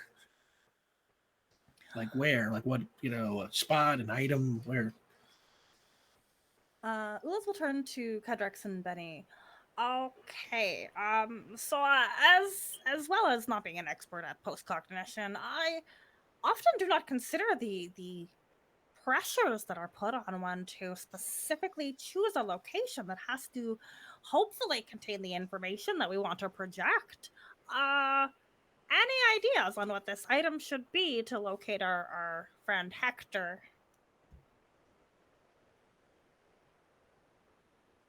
The sandwich wrappers? The sandwich wrappers. They're Ah, perhaps among the most recent. The doorknob to the back door, perhaps, as well. excellent. And we'll pop back in to do that. All right, Ulez. This is my first post You head over and you do what? The sandwich wrappers first. Yeah, We miss you, Omar. we really do. This is how we're honoring you. We'll never get past it. Boo. Yeah, Omar, you're here in spirit. Actually, he's always here in spirit, right? Okay, never mind. So Ulez, give me a post cognition roll. Your power level is 4, so d6 plus 4. Ooh. Well, how's a 9? A 9 Can I have will my be. investigation? Trying to remember if Omar would ever No, do that. no, we Oh, don't okay. usually apply. I'm pretty sure we don't apply his investigation to that, but it's okay because 9 is going to be enough. Okay. That'll be a major success, which means you're doing the sandwich wrappers. You said, right? Correct. So now you can't broadcast this to the others because you don't Oh, have right. Omar's broadcast power, Avion's broadcast power. But what you see when you turn on the device, you see this large, muscular guy, played by Dave Bautista, and he is wearing a long coat that looks kind of rumpled, and he's wearing kind of dirty clothes, and he is just standing by the back door, leaning against a wall, and he is eating a sandwich, and takes a bite, and he drinks soda, finishes the sandwich, takes a bite, drinks soda, and you see him finish the whole sandwich, and then zoom, it ends. Oh, okay. Well, since I do not possess the ability to project these as our ally does, let me describe in great detail what I witnessed. There was a man of rather large stature, broad shoulders, head shaved bald, darker skin, very prominent pectorals, and he was wearing clothing that have not been washed in a rather long time. Reminiscent of you have an entire population of individuals who are suffering from homelessness due to the inability of government to provide safe housing for them. However, let's return to the sandwich. This sandwich, we could not determine what kind of sandwich it was, but it was consumed in one bite, another bite, then there was another bite. The mastication was very, very well done. And Ulez takes the time to really, Really chew the scenery. yeah. Wow, Sam. Season 5 Security. premiere, baby. Let's go. Yeah. You're And trying then to reveal no information at the end. Right.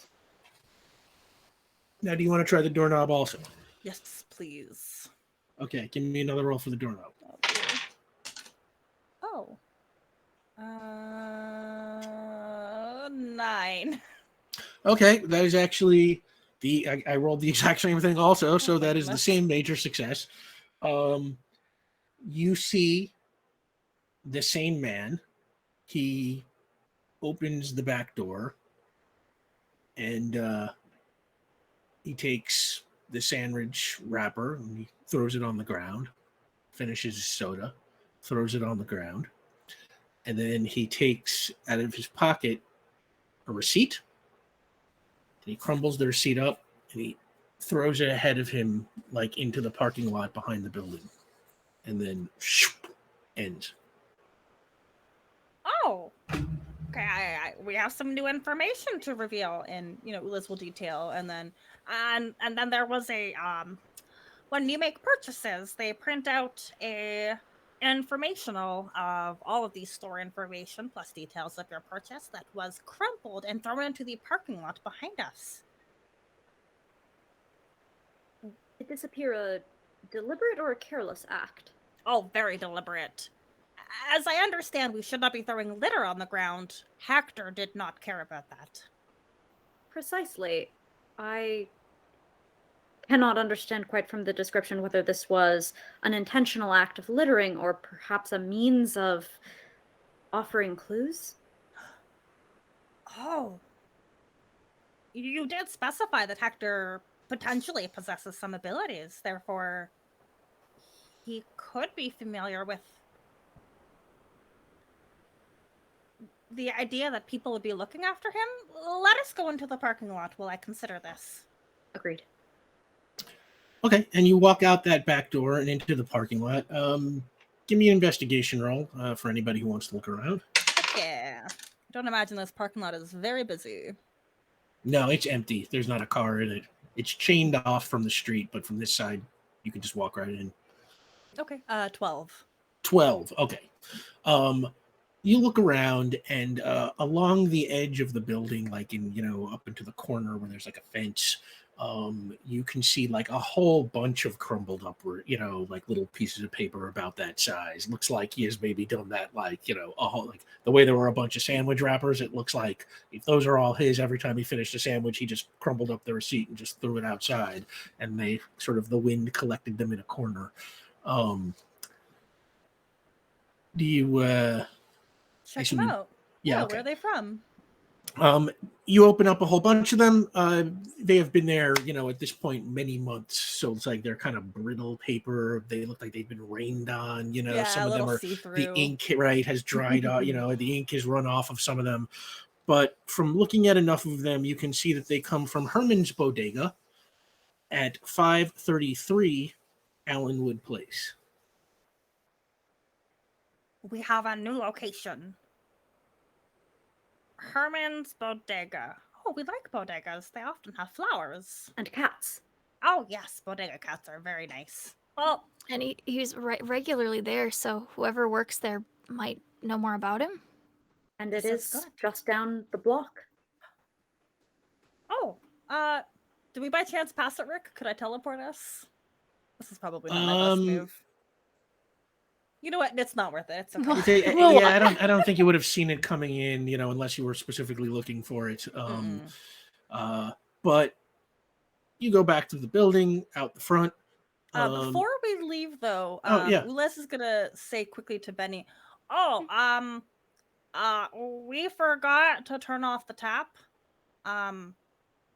Outside. Really bad lie. Really bad. Ulez tries so hard. I mean, whatever you're asking Bennie to do, she'll go do. So they're trying to get a way out. Like, could you remain stationary while we go investigate the water that we have forgotten to remove? Okay. Okay, we thank you. We'll be right back. And just running cool. around the corner of the building to we put our little device, like the charge, in like the side, like there's like a little nook maybe where like smokers would go outdoors, covered in cigarette butts, but it gets a really good amount of like natural light. How does this device look about ready? Like, 'cause I know we wanted to set it up to like cook for a little bit without Bennie. Is it ready? We're talking about the recording device? Correct.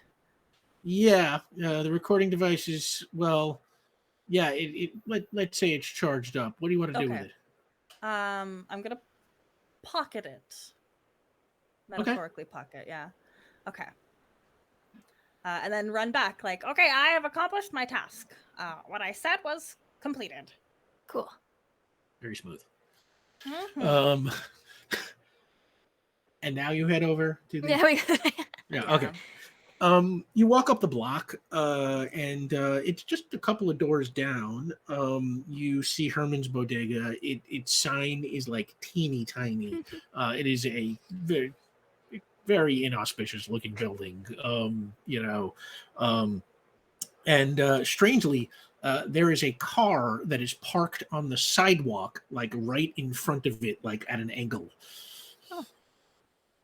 like in a way that there's narrow street parking, or like this was someone just messed up kind of and left it like that?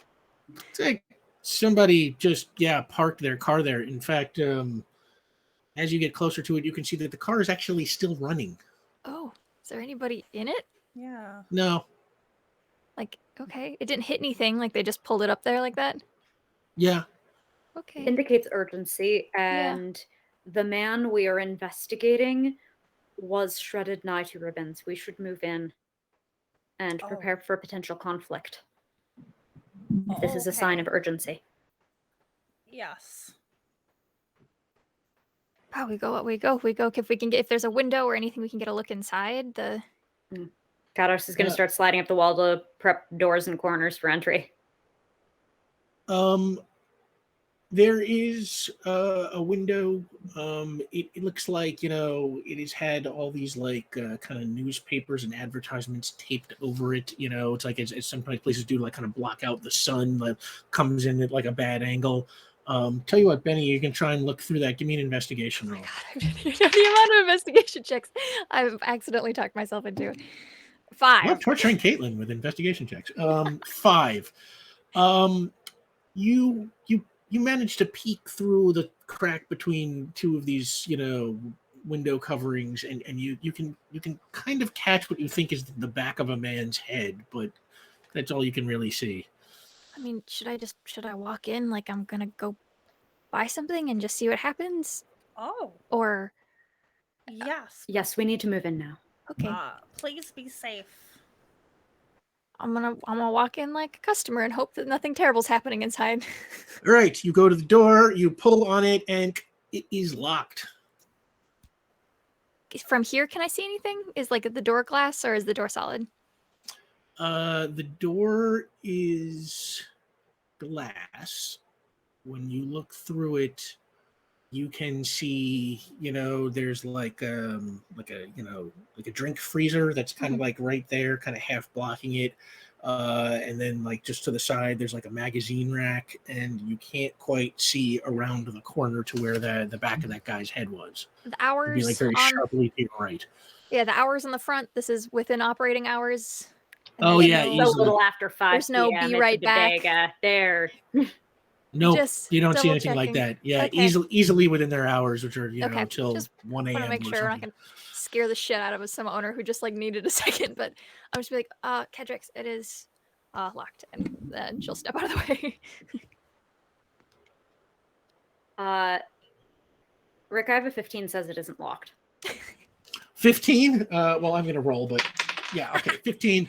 Again, these earth locks are nothing for you at this point. I mean, special fancy locks from, high-tech organizations are one thing. This is just like a key lock. So, yeah, it is. You can hear the tumblers click into place, and you give Benny the signal. The door's probably going to ding when we walk in, so we might have to move fast.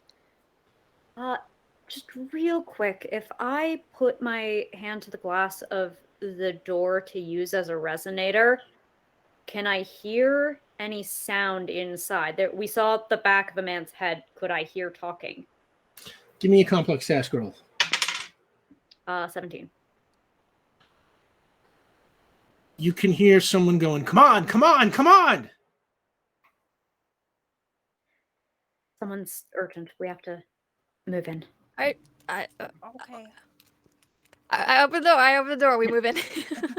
All right, you open the door. There is a ringing sound. Yeah. And as you step into the door, you hear immediately a gunshot.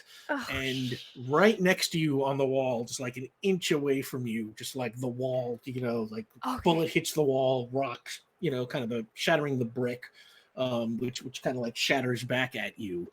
And you hear someone like, "Don't move, don't move, don't move." And guy in a ski mask with a gun kind of like, comes rushing towards you, and he's like, "I told you to lock the door." And there's another guy, in a ski mask who's just like, he's like, "And I told you I should stay in the car." I don't like guns. I want to start turning to lava. All right, Benny, you're lavaing up. What are the other two of you doing? Department of Investigations, Library Services. we got these different things happening.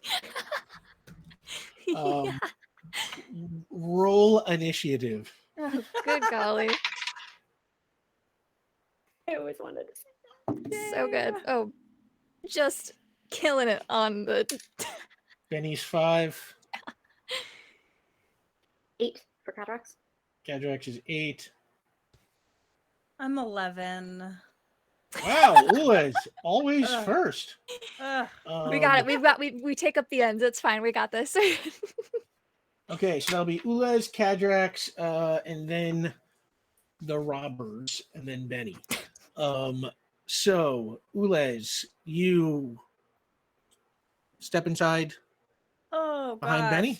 Yeah, What do you do? completely behind Benny. Like, Yeah, completely. that's fine. That's good. Please do that. Yeah. Like, even as she's turning to flames, like, Ulez is just taking like a step or two back.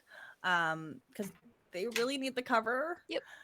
Oh goodness, this is not my area of expertise, but what I can do is dazzle the asshole who shot their gun at us. Okay, give me a dazzle roll. Yeah. Your power level is 3. Yep, I gotta roll 2d6 because I can burn myself out with that one. Oops. Ooh. This is such How'd a you do? sad move for me. So 6 total, and I burnt out. Oh no. You burnt out.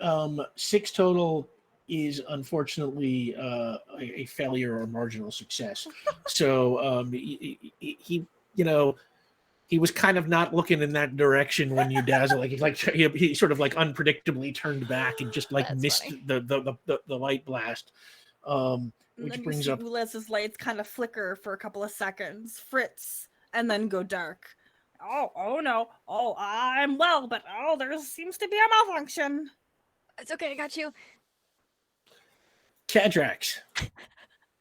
All right. I see man with ski mask with gun was talking to getaway driver. Did I see a gun on getaway driver?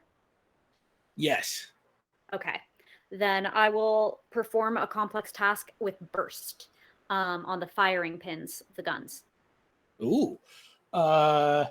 Okay. Give me a complex task roll. It's just pins and tumblers today, y'all. Just pins and tumblers.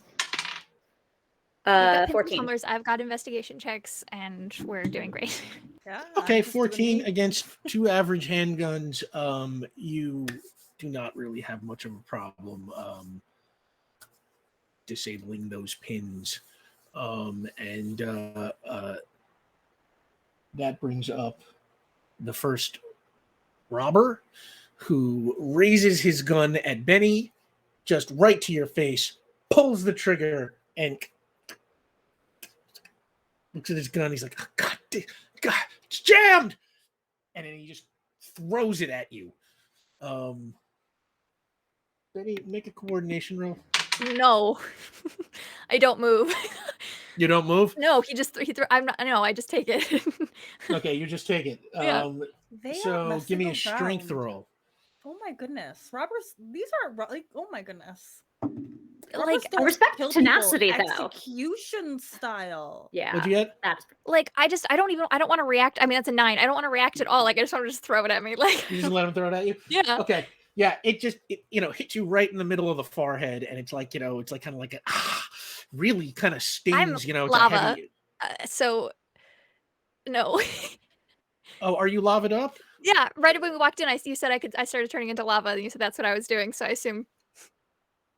I guess we can say it's taken effect by now. Oh, do you It want? wasn't Okay, really- if you want me to not be lava, then I will. Then I'll.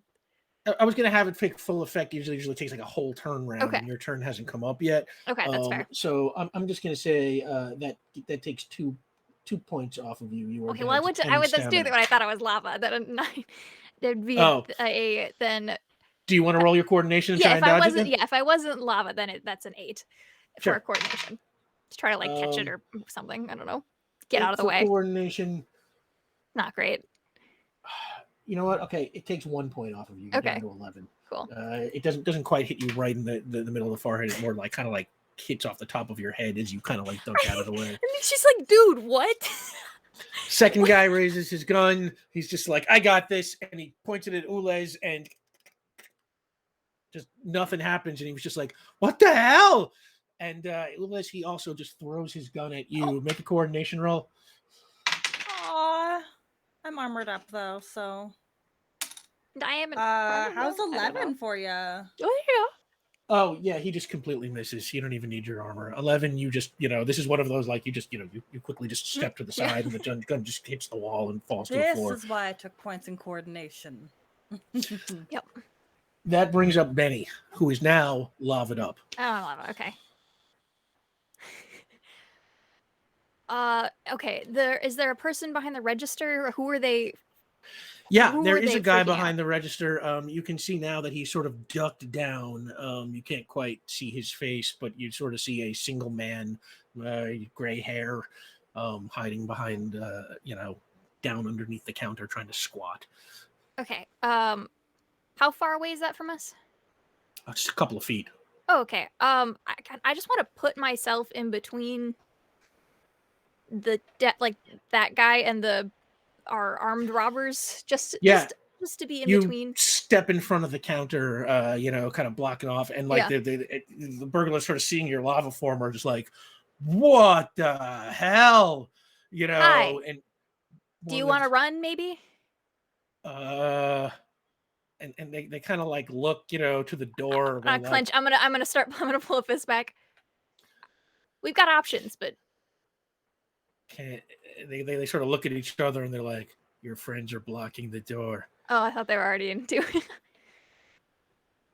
Maybe you could politely ask them to step to the side. And they kind of look over the door and they look to you, Ulez and Cadrax, and they're just sort of like, "We'd like to go now." Did they get anything from this guy? You cannot tell that at this point. Does anyone? Do you want to roll an investigation roll and see if you can tell? No. I turned to the guy. Did they take anything from you? And he peeks his head up, and you can see that this, kind of late middle-aged man, played by, I'd say, Dan Aykroyd, kind of pokes his head up, and he's like, "Yeah, they got everything in the register. It's in a brown paper bag in that guy's pocket." And he points at one of them. Do you want to hand that to my friend real quick? Give me a willpower roll. Oh God. Oh jeez. Oh God. On the floor. New die. Okay. Floor dice. Don't they know the floor is lava? They just didn't get the memo. That's an 11. And they kind of look at each other, and one of them's just like, no, and the other one's just like, what? And he takes a brown paper bag out of his pocket and he kind of like throws it back to the guy behind the counter.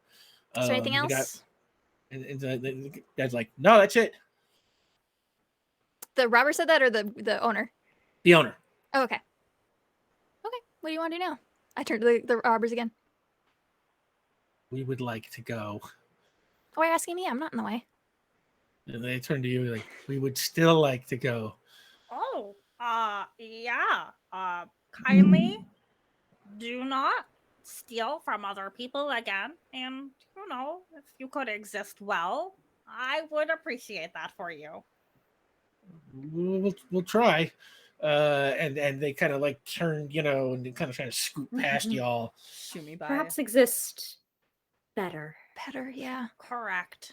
That is nice. As soon as they're like out the door, I'm like, do we want to stop them? Because like I feel like we could get like the car from it. Like Cadrax probably stopped the car. I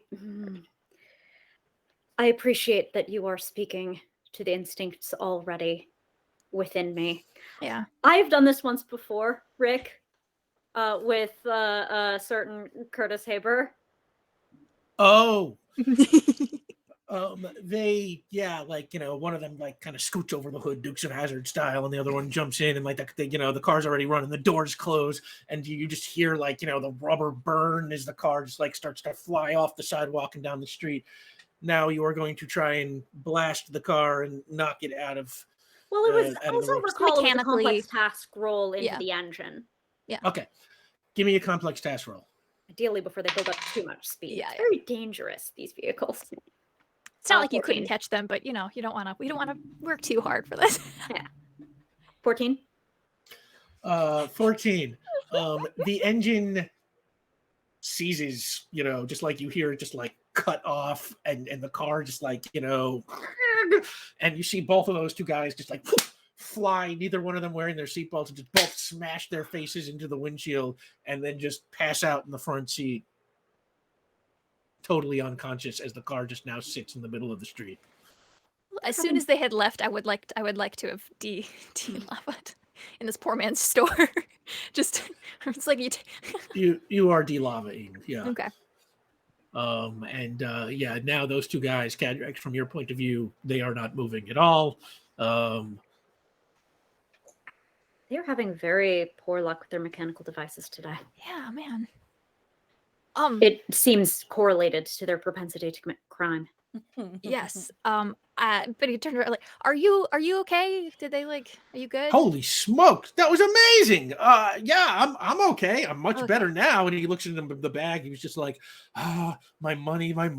And he like kind of pulls the money back out, and it's like, kind of it's like a wad of 20s, a few $100, Yeah. it's like, and he's just kind of like, oh, I love you. And he kind of kisses the money and starts opening up the register and put it back in. And he's like, y'all just made the Sandwich of the Month Club. You free members, free memberships, every one of you. You all get a free sandwich. Okay. You are too kind. Does this club have a large membership? We came here seeking perhaps the membership of one Hector Peralta. Hector Peralta. I know that guy. Really big dude, kind of hard of hearing a little. Yes. Oh, yeah, he's actually a really sweet guy. He comes in here, I don't know, every 3 or 4 days or so and gets a sandwich. He's never joined the club, but, I've been working on him. Maybe next time, really good guy. What about him? He suffered some severe injuries earlier today, and we have been investigating the circumstances. Anything you could tell us about your interactions with him would be helpful.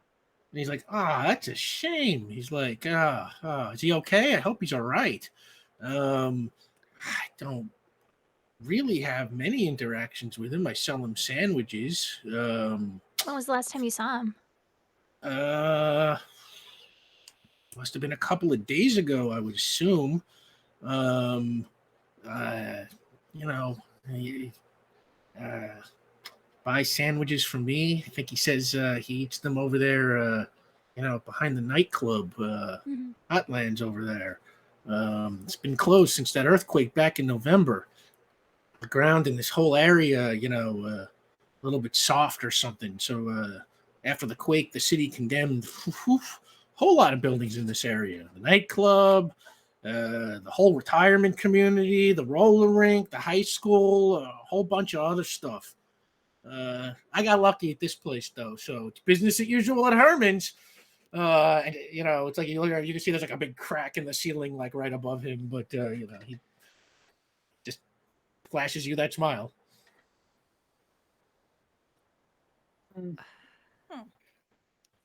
Did he ever speak of having enemies? Did he ever seem distressed when he came to order these sandwiches? Hector, he's a very, very calm guy. What do the kids say? Very, very zen. Nothing really seemed to rattle him ever. But like I said, I don't really know him very well.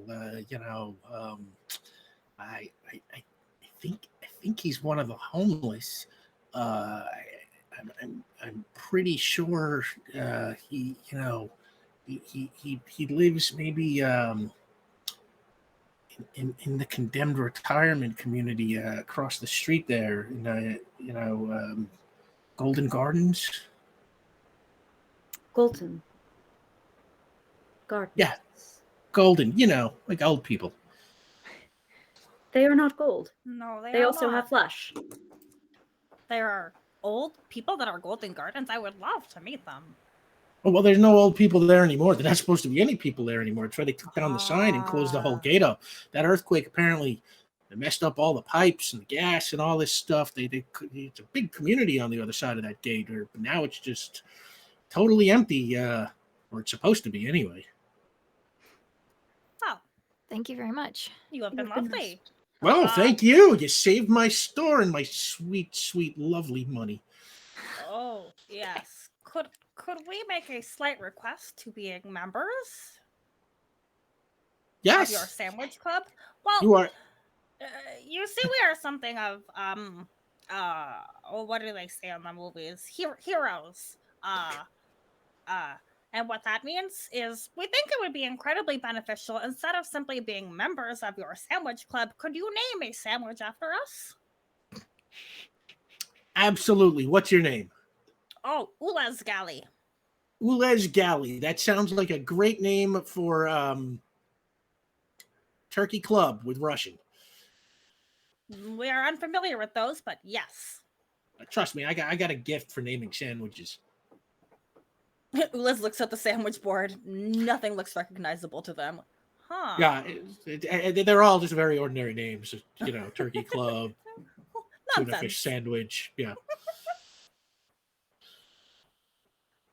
Okay. What's your name? And he points at you, Benny. Oh, you don't need to name a sandwich after me. That's okay. Thank you. Just The mysterious Marvel sandwich. okay, cool. Could you give my first sandwich to if you've got any other regulars from who hang out in the golden garden? If they, stop by, can someone else have my first sandwich? Absolutely. You? Points at you, Cadrax. Oh, yes. How do you make these determinations? What turns one from Caden D'Alto into a sandwich? We are a club turkey, or something to that effect. I thought you would be more of an olive veggie. Oh, yeah. Oh. What changes a bunch of pigments into a painting? You know, it's very much a matter of philosophy, and I am the sandwich artiste, the sandwichiste.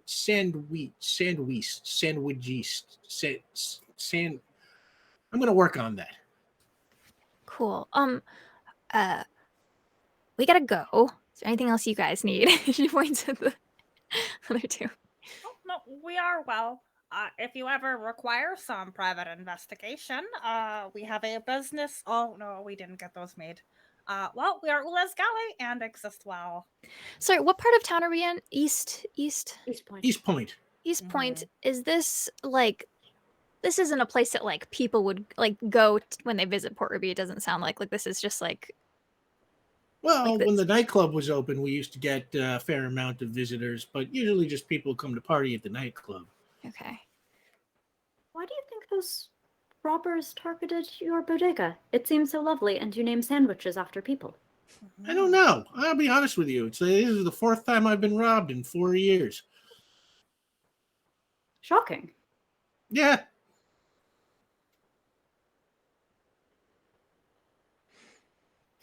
Maybe they just don't like me. It's the same guys? I think so. Oh, jeez. Wow. Library services ought to investigate this. Yeah. Library services. Huh. I wouldn't have thought this was in their jurisdiction, but I'll see if I can make a call. Well, we do have I would be excellent diction. surprised. Yes, truly. Okay. Well, I think we take off now. We go. Okay. We go. Yeah, and as you're walking out, thank you for visiting Herman's, and just closes the door behind you. thank you, Herman. Yeah, when you get outside, you look across the street, and indeed, there is like kind of a big wide driveway, and a couple of stone pillars, and a big sort of steel gate that is closed and locked up. And it looks like there's a sign on the gate, but the sign has some kind of tarp kind of strapped over it. And from where you are, you probably see like there's on the other sides of the stone pillars, there is sort of a tall stone wall that kind of gates around what looks like that whole block. They have a lot of security. It's nice. So Is it what time is it now? Is it getting dark? I would say, let's see, it was like 5 o'clock when you were making the thing. That's probably the whole thing. No, it's 5:30 or so. It's like the sun is low in the sky, but there is still light. So what did Hector say to you? He was looking for, it was, I found you. A reference to the men.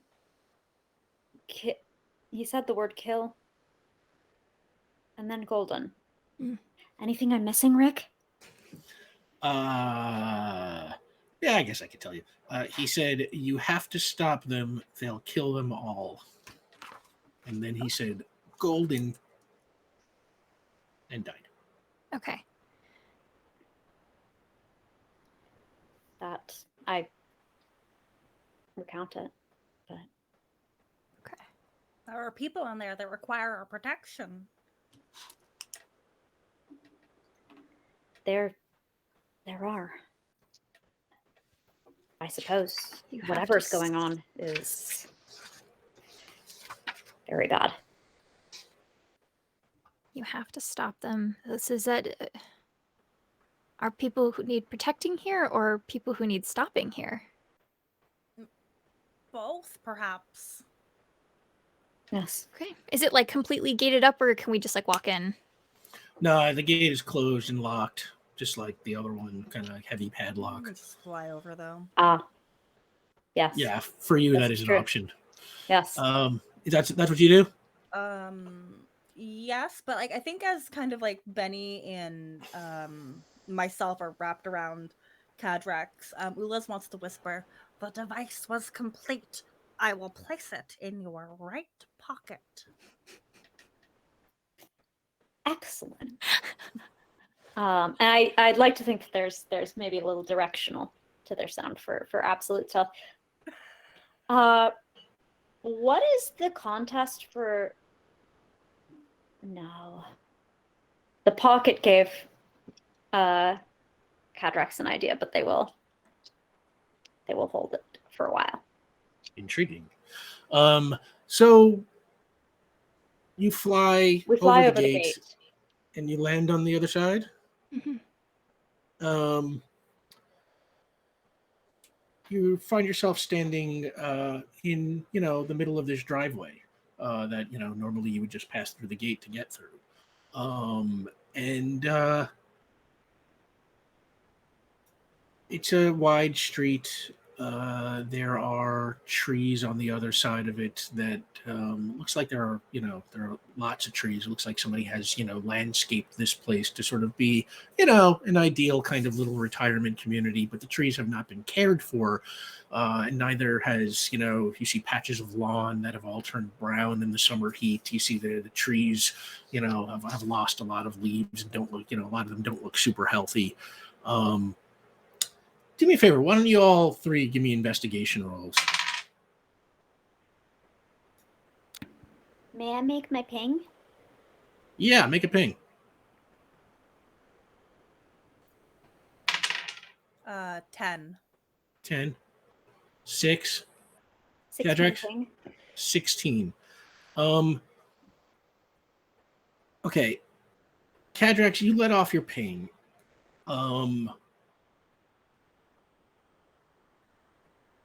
For the area that your ping covers, you do not detect any people, but what you are able to pick up is that this place is actually fairly big. This retirement community is something of an entire neighborhood within the walls of inside these gated walls. It's like it is not just a block or two. It is a big, expansive area that's got streets and side streets and traffic lights and crossings, and it's like it's you detect its own sewers underground. Like it is it looks like it was once a fairly large, sizable kind of place that was probably pretty fancy and expensive at one point. Your one ping can account for a large part of it. From what you can see at this point where you are standing, you don't pick up any people yet. Then with your investigation roll, I'm going to say y'all start walking around. Looking for The signs of life, any signs of violence, any yeah, signs of destruction. Anything lacerated in particular? Yes. Yeah. okay. So the first thing you notice is that when you're on this other side of the gate, Ulez, with your roll, you can see that the lock on the gate has already been kind of broken open. Somebody has tried to set it in a chain so that, like, if you looked at it superficially, it would look like it's still locked, but it's just busted. And it looks like maybe that front gate has been pried open with a bar or something like that, you know. The rest of the development, like I said, it looks like it has not been tended to in some time. The streets, as you start to walk through them, they're kind of starting to fill with garbage and refuse that looks like it is blown in from the wind or perhaps left behind by people squatting here. The houses in the area are badly overgrown. Street signs and fences, have started to collapse and fall over, presumably unfixed since the earthquake that closed this place down. Some of the intersections are flooded because it looks like maybe leaves and trash have kind of blocked the drainage. You catch some stray cats. You even think you catch maybe a few raccoons hiding under porches and in bushes and stuff like that. And you continue to wander, looking for signs of life. Ulez, what did you get? You got I only got a Let- 10. It's my lowest 10. investigation of the night. you pick up, it's like you do find a lot of trash, and as you walk through the streets, and with a 10, none of it unambiguously says somebody is living here. But there's so much of it, food wrappers, things like that. It's like you sort of get the feeling that's like this would be a lot to blow in just from the wind, through a place that's kind of, got a big brick wall around it. It's like certainly some of this trash could have been here already. It's hard to say. But you just get the feeling that it's like other people have probably walked through these streets. You see, some of the dirt, that on the ground is uneven. With a 10, you can't really discern any footprints, not yet, not where you're looking. But, you see some scuff marks that could have been left by cats. They could have been left by people, could have been left by trash blowing through the street. Everything is a little ambiguous. And say you're walking around for, I don't know, what did we say? It was 5:30.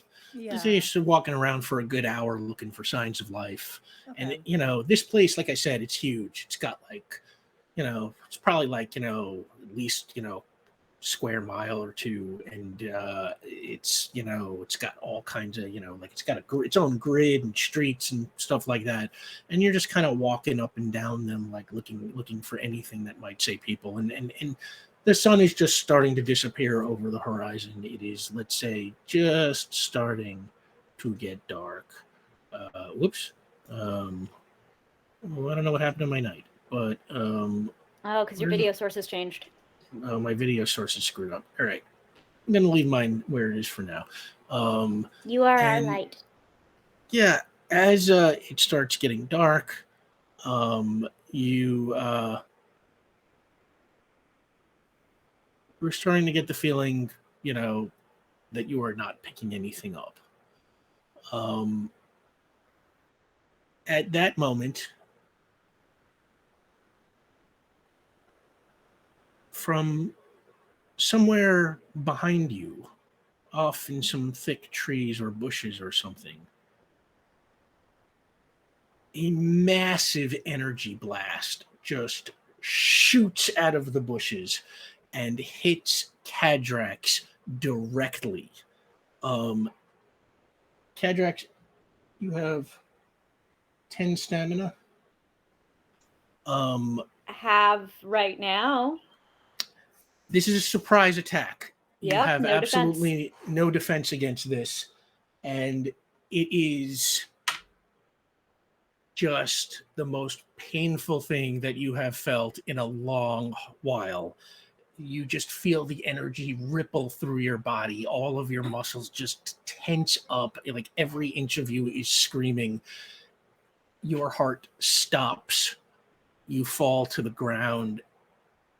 You gasp for air. And you die. That same blast is so powerful, it knocks Ulez and Bennie right off of your feet onto the ground.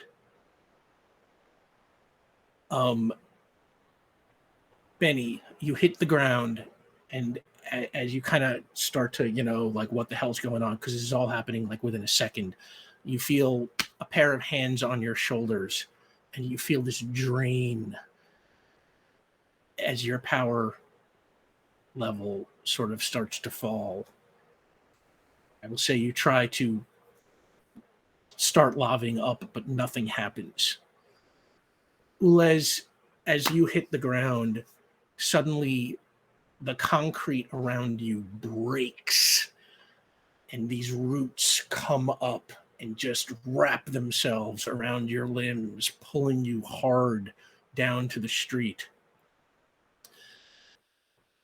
Bennie, Ulez, you can see 3 figures moving around in the shadows surrounding you. And we will pick up right there next week. Holy heck. This episode really was to die for. Oh. Oh, God, you can kill Sam and they still pun. Oh, wow. Murdered. All right. We're off to a great start. No. Ah! Well, I mean, relatively speaking. Well, okay, maybe not relatively speaking. But yeah, we'll pick up right there next week. This was a fantastic season premiere. Thank you so much, y'all, and thank you to everybody in chat who stuck with us. Guess this one's going to come in a little bit under time, but that's me making up to you last season how many games went painfully overtime. So it all evens out in the end. Surely, game yeah. time karma. Mhm. Don't call me Shirley. Yeah. Let's go around the table. Tell the good people where they can find you, starting with Sam DeLev. Hi, I'm Sam DeLev. I have been Cadrax the Ever Singer and Choir Beyond Will It. I still will next week. We will find out. Until such time, please catch all of my role-playing, performing, variety streaming throughout the Twitchernet, the schedule for which is twitch.tv/Delevely, DELEVELY, with all of my one-offs at Tchaikovsky, CHAIKOVSKY on Twitter. Please catch me and be in Seven Raven, where we are not these characters. We are very different people in a very different system, but you know what stays the same? Uh-oh, dice. Uh-oh, dice are beautiful. Yes. Please catch the finale of Seven Raven tomorrow here on QueueTimes at 6 p.m. Caitlin Bruder. Hi, I'm Caitlin Bruder, and you can find me on Twitter at KKAMABR and over on twitch.tv/Rule of Lore, where we are in the second half of our final season of Infinite Horizon. We came back 2 weeks ago. We had to take a week off because of scheduling and health stuff, but we'll be back on Wednesday, 6 p.m. Pacific. I started putting out exclusive content on Coffee, so if you want to see my sketchbook, my digital sketchbook, you can check that out. I'm excited about it. There's a lot of pages. I draw more than I realize, so that's fun. And then also, just not to end on a dour note, but there's been some shitty stuff happening in Minneapolis, in my city again. Pay attention to it. People are obviously, there's protests, whatever. The man who was killed was it's all very bad, but there's been protests and stuff. So do what you can to support the protesters if they need bail and things like that, and just pay attention. Bad things are happening. Sorry. No, it's more important than any game. Yeah, last but obviously not least, the fabulous B Zelda. I like to think that you forgot what my name was in that moment. But with that being You said, there, I am in fact Ulez. B. Yeah, you there, human. You No, there, not Ulez me. in real life, whoever you are. Ulez. Ulez, yeah. I like that. I have been your non-binary busy bee. You can find me on Twitter as at B_Zelda, podcaster, streamer, community manager for Adventurers League. Tomorrow, as Sam said, is the finale for Seven Raven, where I play the minstrel bard Yakub, the most impressive goblin you'll ever meet. Factual. Tuesday is also the finale over on Saving Throw Show, where I am finishing our game of Avatar Legends RPG. Will these children find out if their slutty dad is alive? Tune in to find out. I also stream a shit ton more, so if you are interested, check out my Twitter where I have my schedule posted. Slutty dad, just like the real Last Airbender. Yeah. I'm Rick Budd. You can find me on Twitter and Instagram at rbud913. You can follow the show at Powerplay RPG. I will be back here next week with these three incredible human beings, plus one more incredible human being, the amazing Omar Najam, who will be joining us once again. Before we sign off, I want to throw a thank you to Nico DeRoyne, our culture carrier, who has been advising me on matters of indigenous culture. Folks, it more than just making sure you get it right for respect reasons.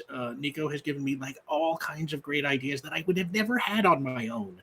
So it sort of this is weird. Whoever would have thought this? It pays to talk to people who know what they're talking about stuff. So thank you, Nico. And once again, I'm going to throw out another plug for Reservation Dogs. Definitely check out that show and help that succeed so there can be more indigenous folk on television. That's it. I will see you next week on that. We will say the theater goes dark, and we are in Baronsdale in 1776. It is night, and we are on the stretch of shoreline that will someday be called Henton Beach. Cannon fire fills the air, and in the moonlight, the shape of warships off the coast are just barely visible. Then two soldiers in blue coats, a tall one and a shorter one, come running up the beach. The tall one says, well, there goes Port Ruby. And the short one goes, what do we do now? Go back and regroup with the others? And the tall one says, no way. We wait things out and maybe slip away after the fighting is done. And the short one shrugs. Wait things out where? And the tall one looks around. I don't know. At that moment, a cannonball hits a rock outcropping just above the beach, only a few dozen yards away. And they both jump. But then the short one goes, hey, look at that. And he points at the rock outcropping that was just hit. And there is kind of a faint red-orange flicker coming from a crack between the rocks, as if there was a fire burning behind them. And the tall one says, what the hell is that? Is there somebody up there? The short one says, I don't know, but we can't stay here.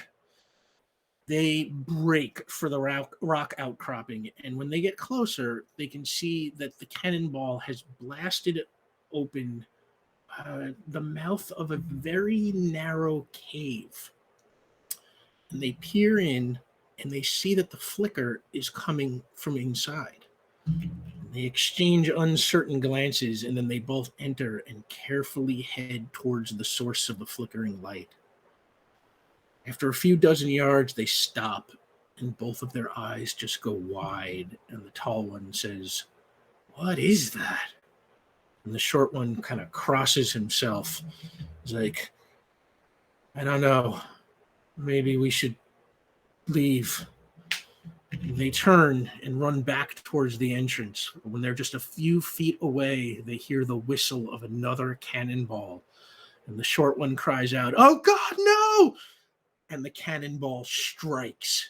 There's an explosion, and the two of them can only watch as the entrance to the cave collapses and we cut to black. Thanks for playing with us.